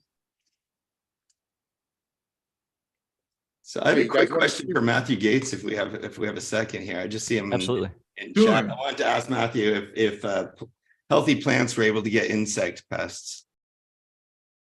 All the time. To be, like you said earlier, be kind to yourself. Don't think that you're a bad grower just because you got pests. Maybe you could have improved something in your technique or capability, but insects, a lot of the pest insects we've dealt with and other pathogens and things, they've been doing this for hundreds of millions of years, and they've gotten really good at it. And it's not because you grew unhealthy plants, right? Generally, yeah, that's my opinion. But that's a common belief, it seems, in sort of the cannabis community, that insects are more likely, or even that if you get sort of insect damage, that's because your plant was unhealthy in the first place. You come across that sort of thinking a lot, right? That's very true, and it's a white whale for me. It's organic pushed. A lot of those people, I will say, are on the organic side. My plant is so healthy, bro. My bricks is so high. Right. Bricks high. Bugs. So yeah, kind of wanted to tee Matthew up a little bit for that, because absolutely, like, we're aware of the thought process that some growers have, but it's definitely not sort of rooted in botanical wisdom. Well, and Breeder Steve's been doing it for 2 or 3 decades plus, and he has commented that he's got hectares growing in Colombia, and he's pointed out that some of his healthiest, best smelling, best tasting plants are the ones that certain pests prefer. They seem to like the smell, and even certain which actually makes sense. So the spider mites like my plant, the ones I like the most, apparently. Because it's always sad, right? When they go for multiple strains outdoors, and they were only on the blueberry plants. They didn't. I don't know if just because that was the best ones or what, but yeah, they were maybe that profile or something. But you want to see? I got footage of my ladybug release. We could play that in the background if you guys want to check it out. That could be fun. Yeah. Let me share content. I just switched it over so multiple participants can share at the same time, so you should be able to. Yeah, and shout out to Jeremy Shea in the chat, which I think also Dr. Coco saw me talking in the comments. Check out the videos. He's digging his heels in, but I mean, I didn't see that part, but you can dig your heels in. You can have your own thoughts about this, but it's not sort of new wisdom that you're offering to us here in the chat. We've heard that one before, and I definitely don't think that that's based on sort of true science. Yeah, I would challenge it. I would hope people would challenge the statement, and that plants that are healthy can't get pests, or maybe like talk about what does that even mean to be healthy? Like they say in the chat that it's high bricks, right? What I've heard a lot of times, that like insects can't digest the sugar. And if you check out my videos about insect digestion, or how aphids can eat healthy plants on my YouTube channel, they go over how the physiology works, and how they are in fact able to, it's the sugars in plants that insects need so much, because they convert it into trehalose, which is like the insect blood sugar kind of, and then they use that for metabolic energy like flight, which is also, speaking of being around for hundreds of millions of years, the first organisms to have powered flight are insects. So they figured this out a long time ago, and they've been doing good for a very long time at it, not even getting into fungi or bacteria or all that stuff. So I definitely appreciate anyone who's curious about that question, and I think it makes for some good topic and conversation. But yeah, we have done that before. I was just in wine country in Northern California, and some of those grapes have some of the highest bricks of any plant that you'll see grown. I mean, the sugar content is literally off the charts. Not a single one of them is saying, my plants are so high in bricks that I'm not going to use any form of IPM or pesticide because my plants are so healthy. I know what I'm doing. They're not going to get eaten by any bugs. They all use something. I mean, I haven't come across a vineyard that's a no spray, no IPM, no pesticide. Like, they're using some sort of pesticide, organic or whatever, but there's approved ones that are organic, there's approved synthetic, there's a whole host of things, and they're doing it despite the fact that their plants are healthy, despite the fact that they have high bricks, despite the fact that they've been doing it sometimes for 3 or 4 generations, hundreds of years. I mean, it might even be on the same plot for 100+ years in certain cases. So these people know the plant, they know the land, they know the pests. Like, the fact is, IPM wouldn't be a thing, and pesticides wouldn't be a huge market if all we had to do is keep our plants healthy, and then they were like immune, right? Yeah. Like, what is the market if you estimated, Matthew? It's in the billions, right? Yeah. IPM. Bigger it's huge. IPM? Yeah, because it's agriculture. Wow. It's literally all of agriculture. Agriculture. Yeah. I mean, it's double. It's definitely high double-digit billions, I would say, if we look at all agriculture. Because I mean, technically, in my perspective, I believe this, that without IPM, we wouldn't be able to have the food production that we have. We wouldn't be able to have the production of basically anything. Wood. Correct. For paper. Correct. We wouldn't be able to have the production of basically most crops are include that healthy by their farmers. It's not like all the corn in Iowa is like struggling to survive or something. I mean, we're keeping the crop plants pretty healthy, and we still have to definitely defend them from our insect friends who would prefer to eat the bounty of our harvests. So it's interesting to me how pernicious that sort of style of thinking is. Like, if I keep my plants healthy enough, they won't be able to get bitten by insects or attacked by insects or something. But I think it's an indoor mentality. So many people start clean and then they stay clean. So they think, oh, I'm this master grower. I've never had a pest come into my garden, so pests can't get into my garden. So I'm immune, but it might be, down the line. But, when it comes to the reality of the situation is, like, if you start expanding it out, you make that grow bigger and bigger, like eventually, or if you do it long enough, most people will come across these things. And I personally think having it doesn't make you a worse grower. It makes you a better grower in some regard, because you learn how to defeat that thing if you are dedicated. My barber got spider mites. I never had them myself. I was helping him out in his grow. I know how to defeat them now. I used Zenthanol's YouTube channel. I figured out all the options that I had. I implemented a few of them and they worked. So now I know in a certain infestation at a certain point, I can use these strategies to succeed and get through to a harvest. And in veg, it's even easier. I've seen, you go on Facebook, Twitter, whatever social media you want to pick, find a post of somebody with a sick plant.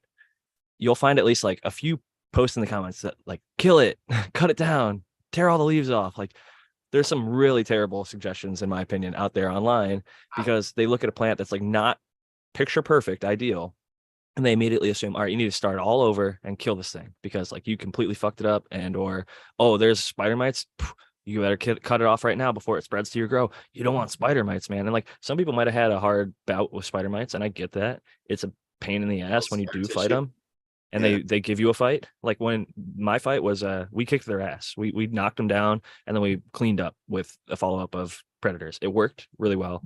In that case, I feel like a little bit of luck and knowledge went together. It worked out. But I've seen people go back and forth, even myself on some clones. I tried to use a few of the sprays that I had on hand, and I decided, you know what, these clones weren't that expensive. I didn't want them that much to make them worth bringing out of my quarantine. So when Dr. Zymes didn't work, whatever else I tried ended up not working as well. I was like, you know what, fuck it. I'm tossing these. I'm not going to go through that battle. So if I didn't have that option, I could see where other people would be like, man, these really are a pain in the ass.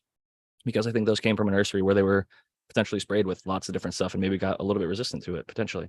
And even if that wasn't the case, just this particular, batch of spider mites that I had on that particular batch of clones was difficult. So it's not always easy. And I agree with Matthew and Doc that you shouldn't blame yourself and beat yourself up if you do get infested with a pest spider mites, root aphids, whatever it is, hemp russet. There's a bunch of nasty stuff. Blame your IPM strategy, not sort of your general horticulture and growing your plants in the first place. I was just going to say, you shouldn't allow it to get to be an infestation. You should be checking your plants like on the daily or every other day and make sure you know what they look like before it turns into an infestation. Yeah. Because they'll show signs when they're not happy. They'll start, oh, what are these spots? You start looking at, what the hell is this? You might not get it the first day. If you do see something though, look it up. Maybe you'll find like, oh, all these little spots. We had a guy come on a few weeks ago and he was really convinced there's no bugs in here. There's no pests in here. Right. And then the next week we had him come on and he was like, damage. And we're like, but that really looks like pest damage. He's like, actually there was pests. And that can happen. They can be hard to find. And even though the damage was present and we all were like, that's pretty much looking like pest damage. And then he ended up, I think it was thrips or spider mites or something, but he did have it. So sometimes as much as you might look that first time, you're seeing the damage, you might not see the pests, but just keep looking and maybe start trying to line up some IPM there. With that said, we did run it all the way it's about 5:56 here on the West Coast. So I'm going to start off by passing it to Dr. MJ first, like I did at the top of the hour, because Spartan Grown wasn't quite here yet, and I caught him off guard. But Doc, I think you're ready this time, so I'm going to go ahead and pass it to you for final thoughts and shoutouts. I am ready, and I had fun on the show. It's always better when you're around to be our fearless leader, Jack. And the rest of the panel, Matthew, Noah, Tao, of course, Spartan. Chat was engaging today. I have a lot of grower love for dozens of the regular sort of chatters, and it's always stimulating, if nothing else, to sort of engage with chat.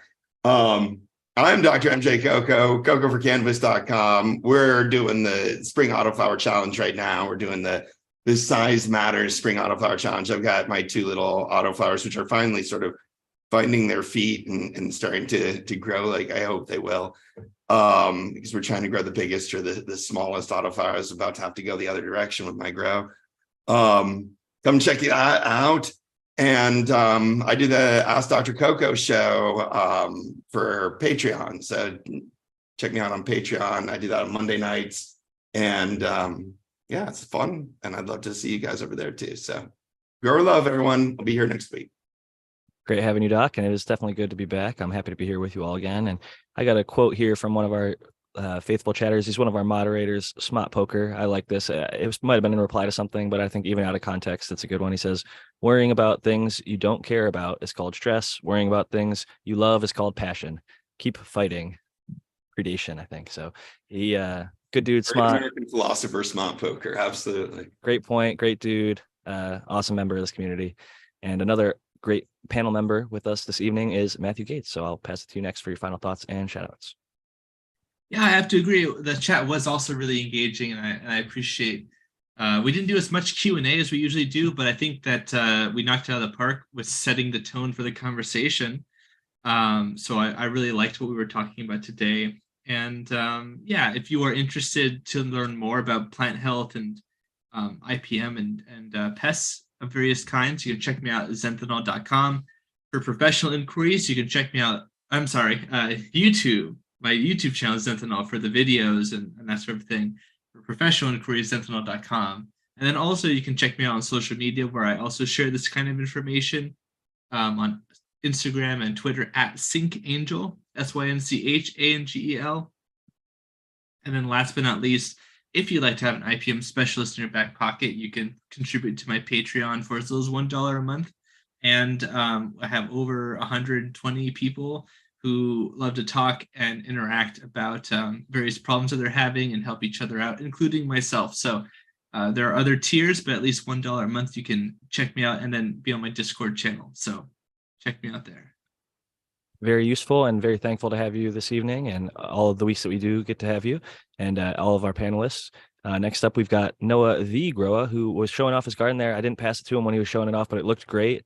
And then he'd jump off whenever I'd spotlight it. So I never gave you a chance to truly walk us around. But Noah, thank you for showing off your garden. And you can go ahead and give us final thoughts and shout outs. And if you're around, you want to show off that garden one more time, you're more than welcome to do. Oh, no, absolutely. You guys were talking. I was just showing it off. You know me, I'll do it here and there.